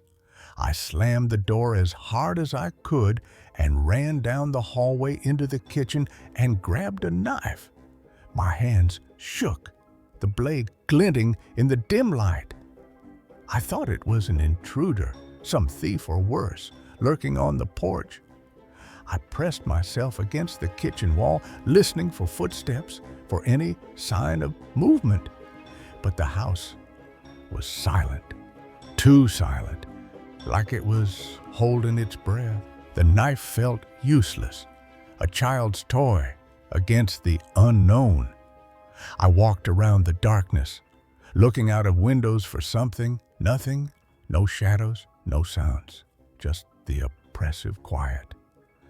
I crept to my mom's room, peering through her window at the porch. Empty, still, the door locked tight. My breath fogged the glass, my heart pounding. What had spoken to me? And why did it want the door open? The house seemed to close in around me, its familiar corners now foreign. I paced around the darkness for a good 15 minutes on edge, waiting for something, but there wasn't anything. I checked every window, every lock, my knife never leaving my hand. The porch remained empty, but the memory of that voice clung to me, a whisper that wasn't human. I'd seen shadows before, heard murmurs when alone, but those were easy to dismiss. Tricks of the mind, old pipes groaning. This was different. A presence that knew I was there, that wanted something from me. I stood in the kitchen, staring at the hallway, the light now dimmer, as if the house itself was fading. Had I imagined it, or had something crossed a line, stepping into my world? I thought of the horror films I loved, Child's Play, Night of the Living Dead, but they were fiction, safe. This was real, a moment that cracked my skepticism like glass. I forced myself to move, inching back to the porch door, my knife raised. The window showed nothing but darkness, the door still locked, unmoved. I flicked off the hall light, plunging the house into black, and stood there, waiting. The silence was worse than the voice, a void that felt alive.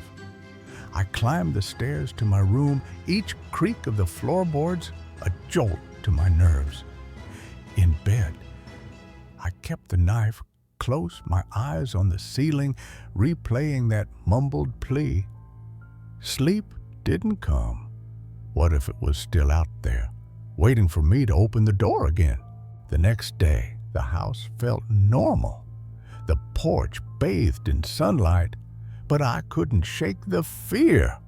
What did I hear? What came rushing at me? I checked the porch again, finding no signs of an intruder, no footprints, no broken locks. But the air felt different, charged, like the house was keeping a secret.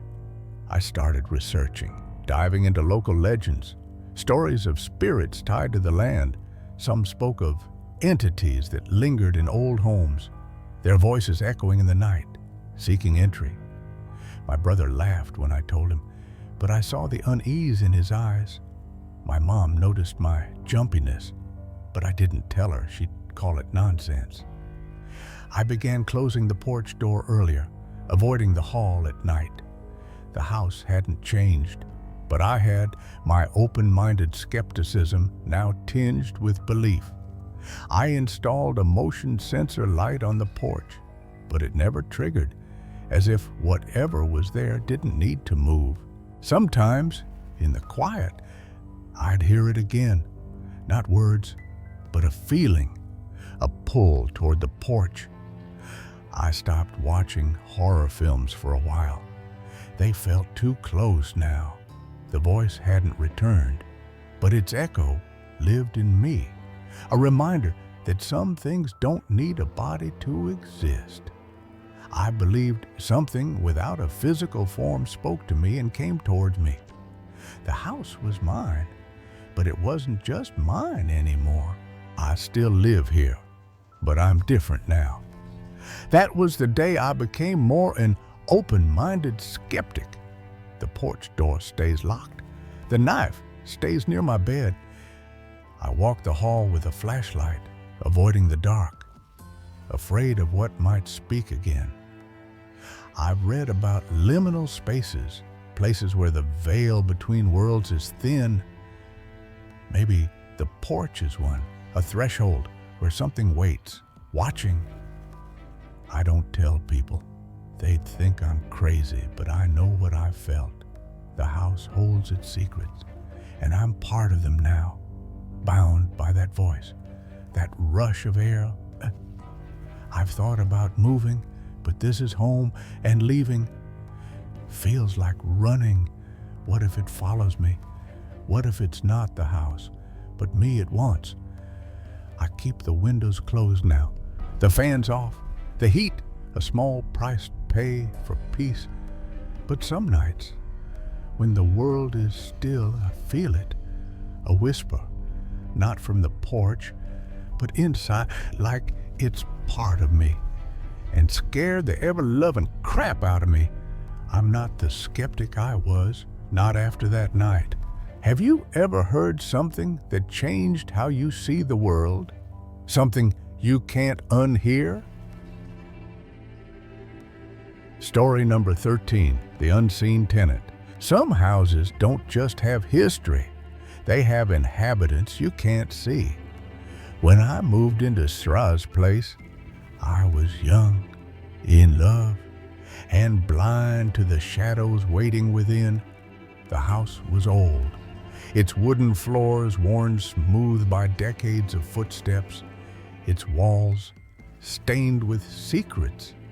I'd grown up hearing my mother's tales of the unexplained, but I dismissed them as folklore. Tricks of the mind. That skepticism crumbled the moment I crossed the threshold.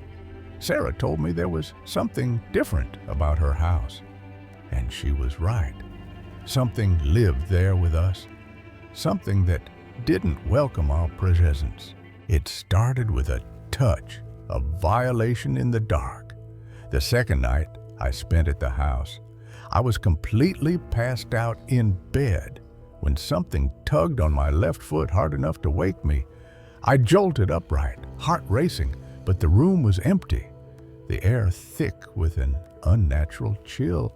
I was half asleep, so I brushed it off. Probably a dream, I thought. But the house had other plans.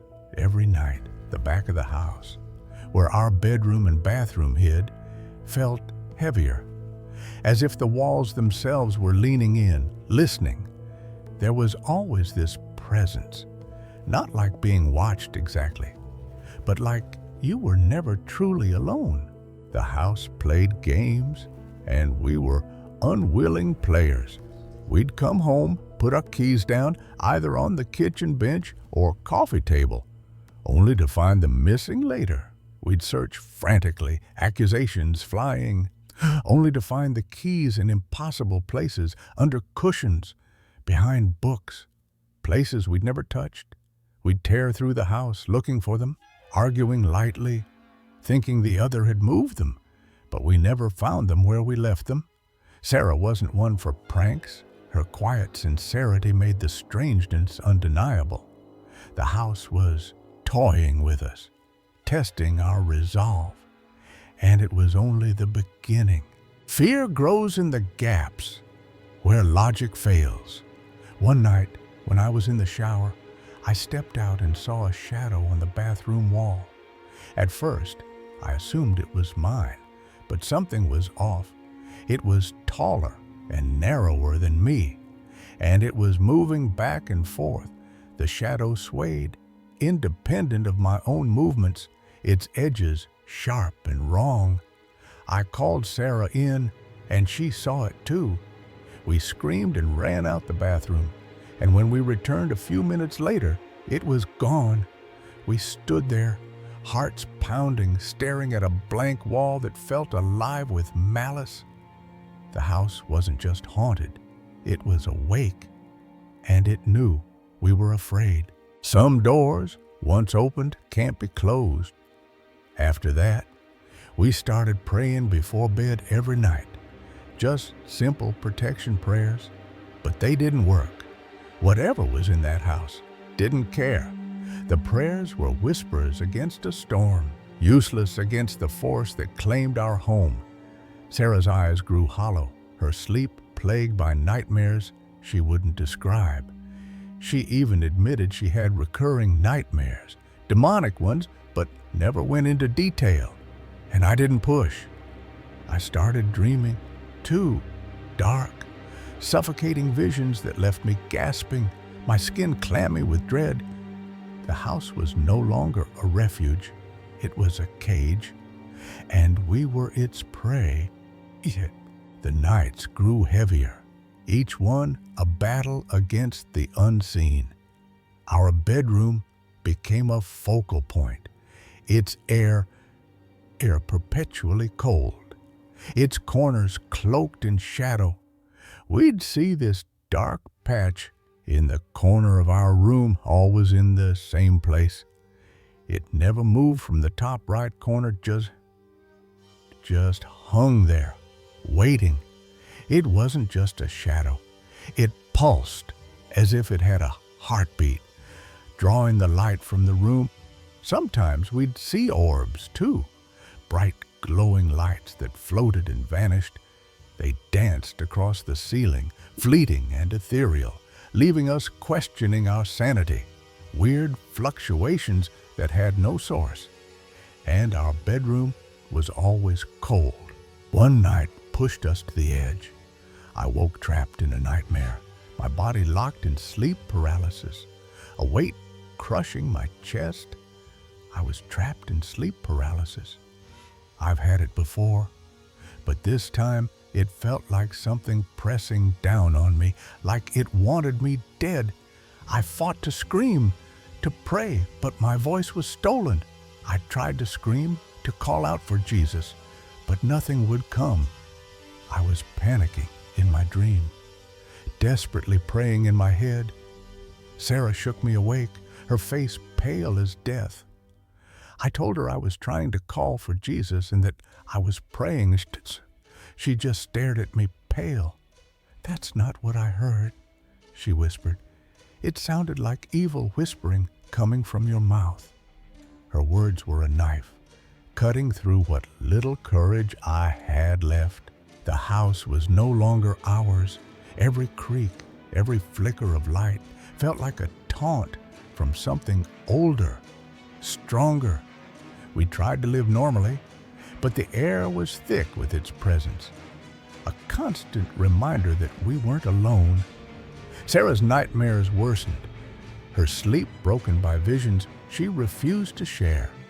I started seeing things in the day, flickers of movement in mirrors, shapes that vanished when I turned. The house was feeding on us, draining our strength, our hope. We talked about leaving, but something held us there, a pull we couldn't explain. The final night broke us. We lay in peace, the room lit only by the faint glow of streetlights seeping through the curtains. We were lying in bed with the lights off, but the glow of the streetlight bled faintly through the curtain. Then the orbs came. They started appearing on the ceiling, popping in and out of sight. They multiplied, swirling in patterns that defied logic. Then the darkness dropped. And I mean darkness thick and wrong, like something had siphoned the light out of the room entirely. The walls around us were suddenly coated in a darkness darker than dark. It was a void, swallowing the room, the air turning frigid. I remembered it got so cold in that moment. Our breath was visible in the air like smoke. "Are you seeing this?" I asked, my voice trembling. "Are you seeing this?"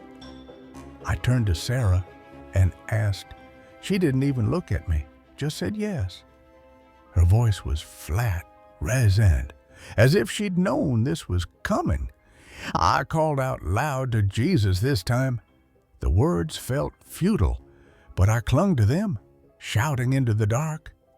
We pulled a blanket over our head and waited. It didn't go right away, but eventually it faded. The room returned, but the weight of that darkness lingered, a stain on our souls. We left soon after, fleeing to a new place, a new life.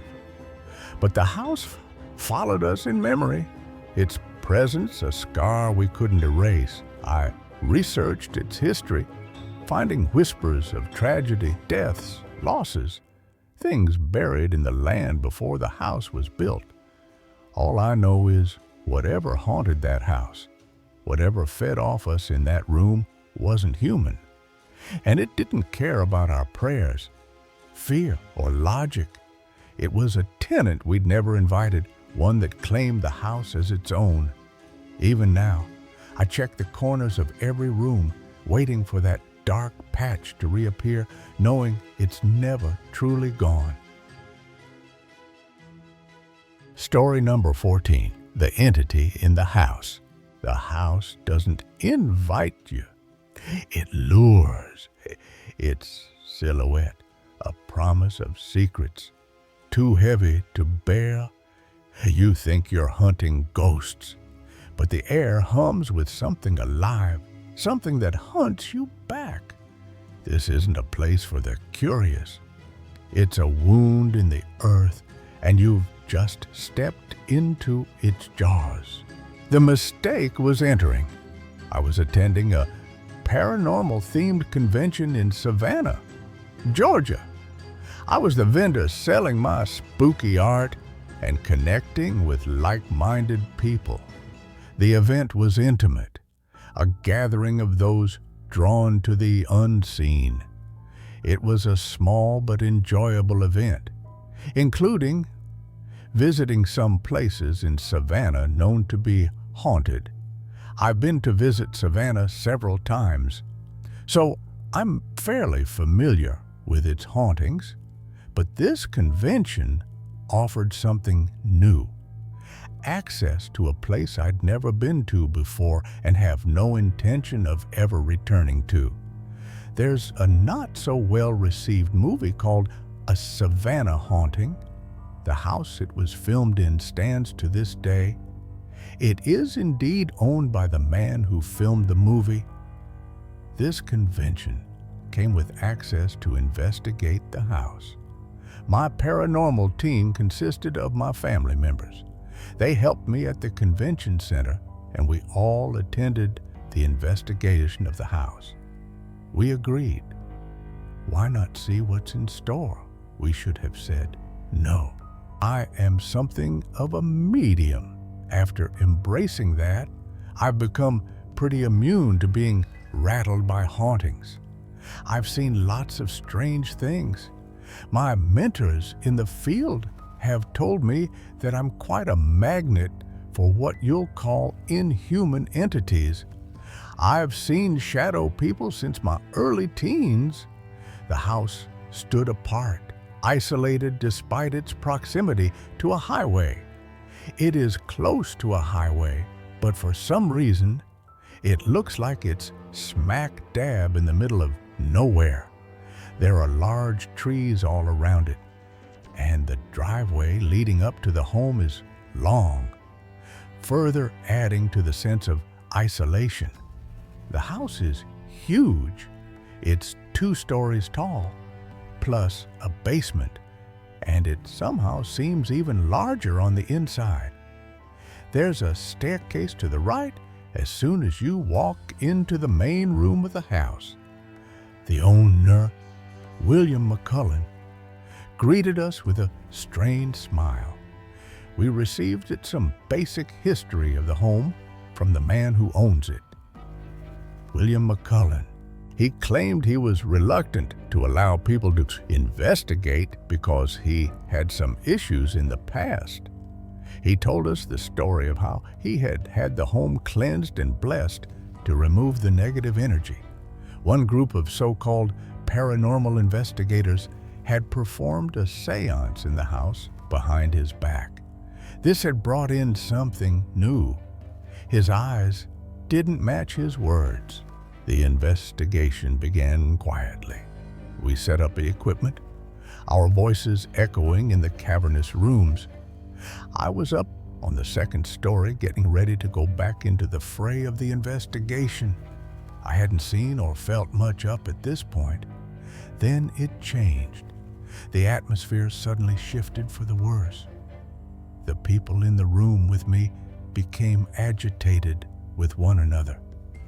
My investigation team is my family, and I hate it when people get angry. It creates a pit in my stomach, and I must focus on my breathing. Curt words were exchanged, and I remember feeling like somehow it was my fault. The air turned sour. That pit of despair opened myself up to what I had been guarding from. I remember very little of how I got down the stairs. I was fighting this sudden sense of exhaustion, like I would pass right out. Somehow, I made it to the bottom of the steps and back into the main room of the house. It found me. What happened next comes to me in flashes. The lead investigator started an EVP session that had everyone else otherwise occupied. I was fighting to stand up. I think it wanted me to faint. So, I very slowly lowered myself to the ground to sit. Then it struck. These thoughts that could not have been mine filled my head. Thoughts of ending it all and taking other people in the home with me. Thoughts of dark, depressing ideology and how I, in particular, would be better off gone from this world. I remember trying to fight it to say no, but I couldn't move and barely speak. The room dimmed, the walls closing in. This went on for what felt like hours, but was probably just a few minutes. One of the lead investigators said something to me, and I snapped back to reality. I responded with something along the lines of, "I'm not okay." A woman, silent until now, rushed to me.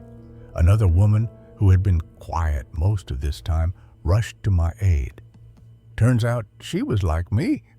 I saw it for the first time when she helped me get back up.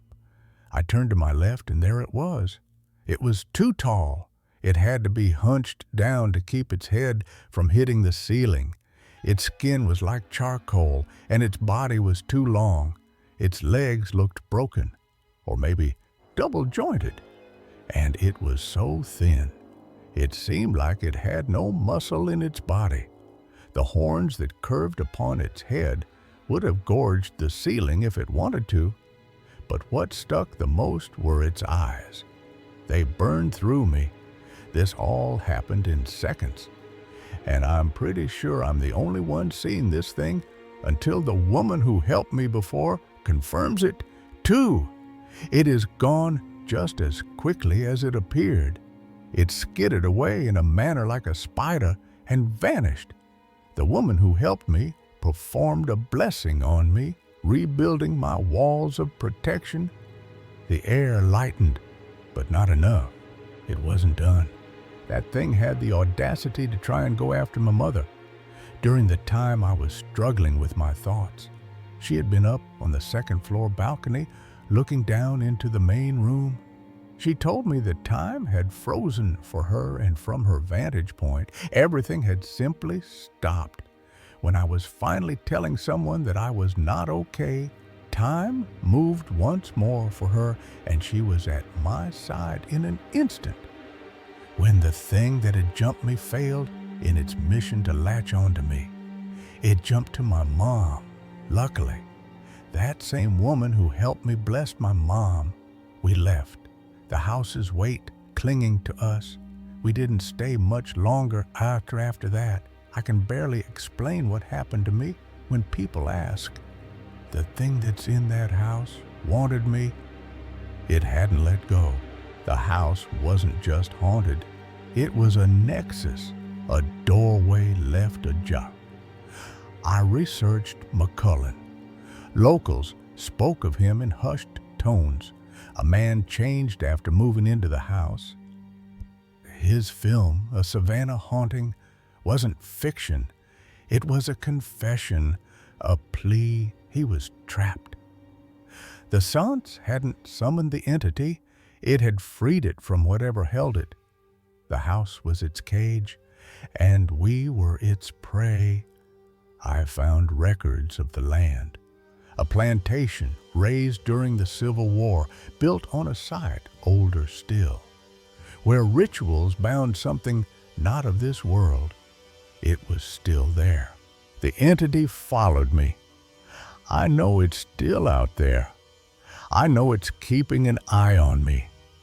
I've been back to Savannah since this happened, and I swear I can catch glimpses of those piercing eyes peeking around dark corners at me. They're not just eyes, they're a promise, a claim. My dreams are heavy, filled with long charcoal limbs, and a voice that isn't mine. It speaks in riddles. I found scratches on my windows, faint but deliberate, forming shapes I can't decipher.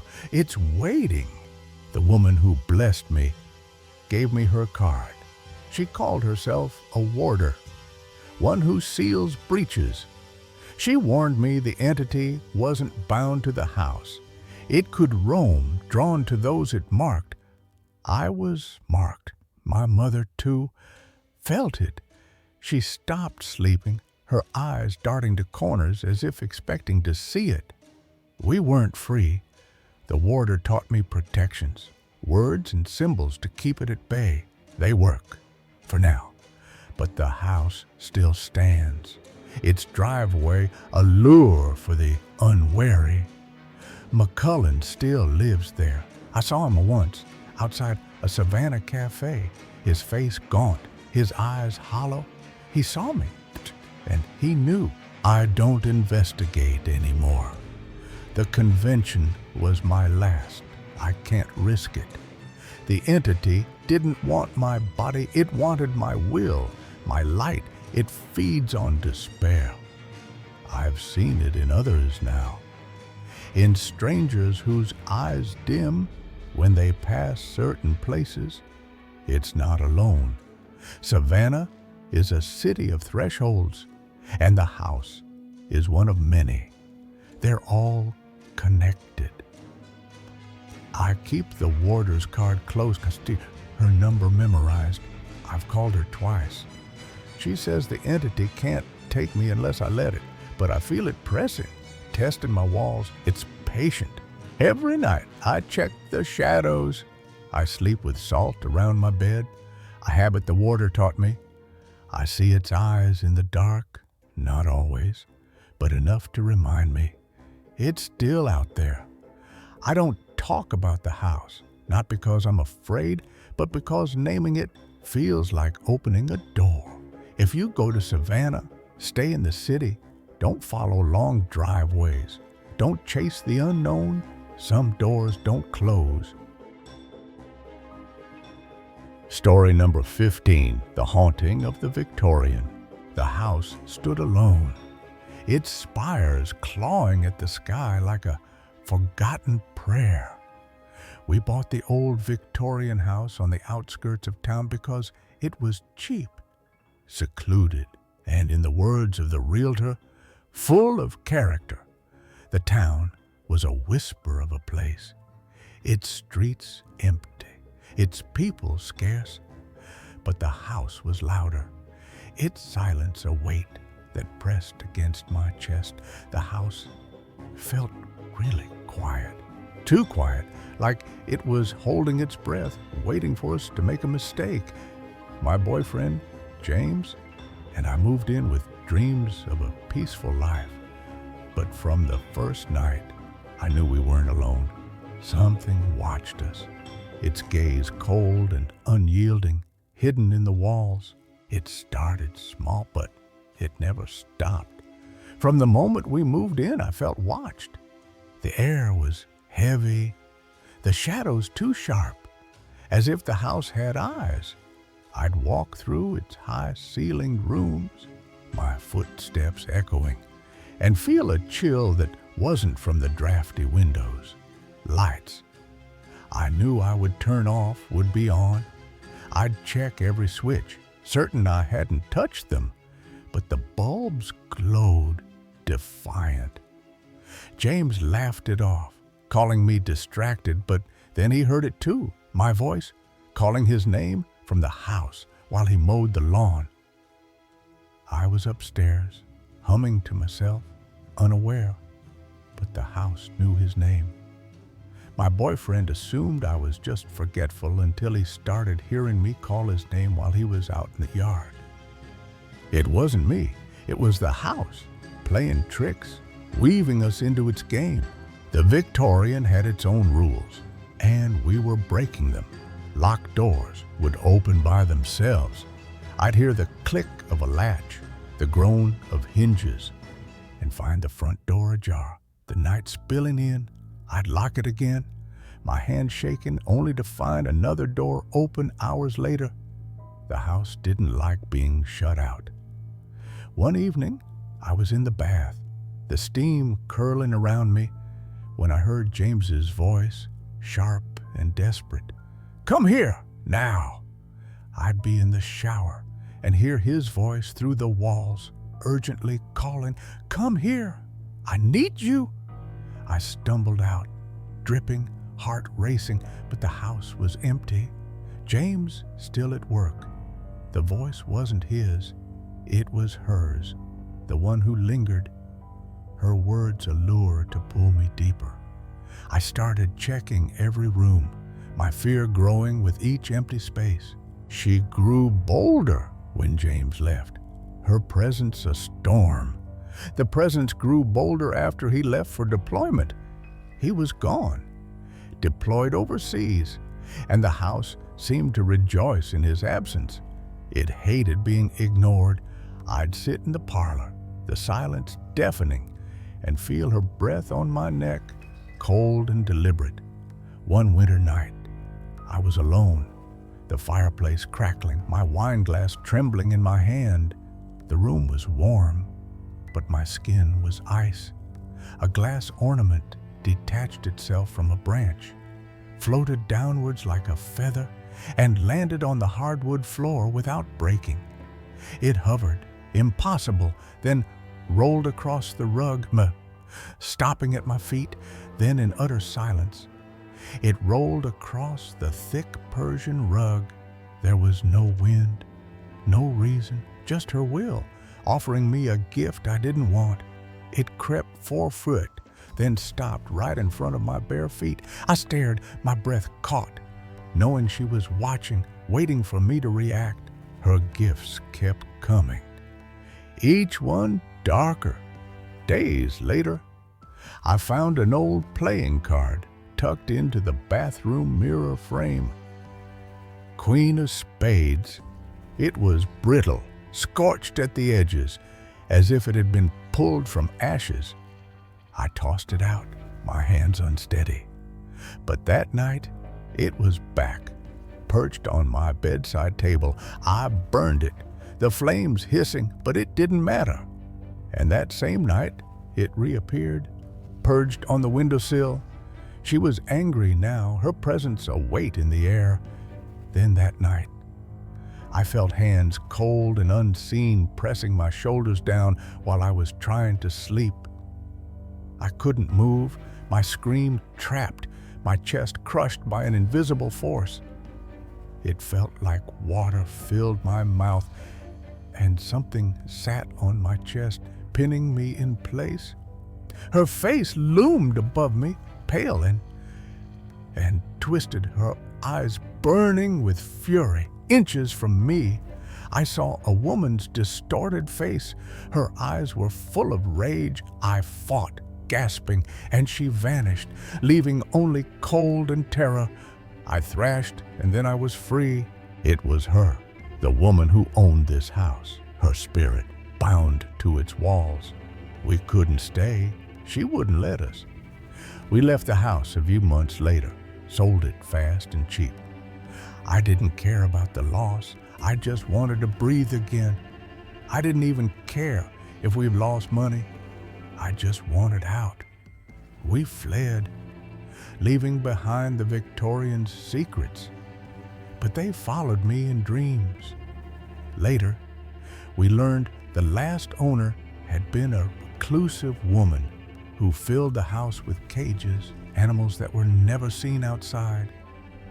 Her name was Clara, a widow who lost her love, then her sanity, locking herself away with creatures she kept hidden. She'd lost her husband, then her mind, and vanished. No one knew she died there, her body undiscovered for weeks. But I felt her every day. No one knew she died in that house. But I think part of her stayed. The house was hers, and she guarded it fiercely. Her rage a chain that bound her. I never went back. But I see her face in the quiet moments, her eyes asking why I dared to live where she could not.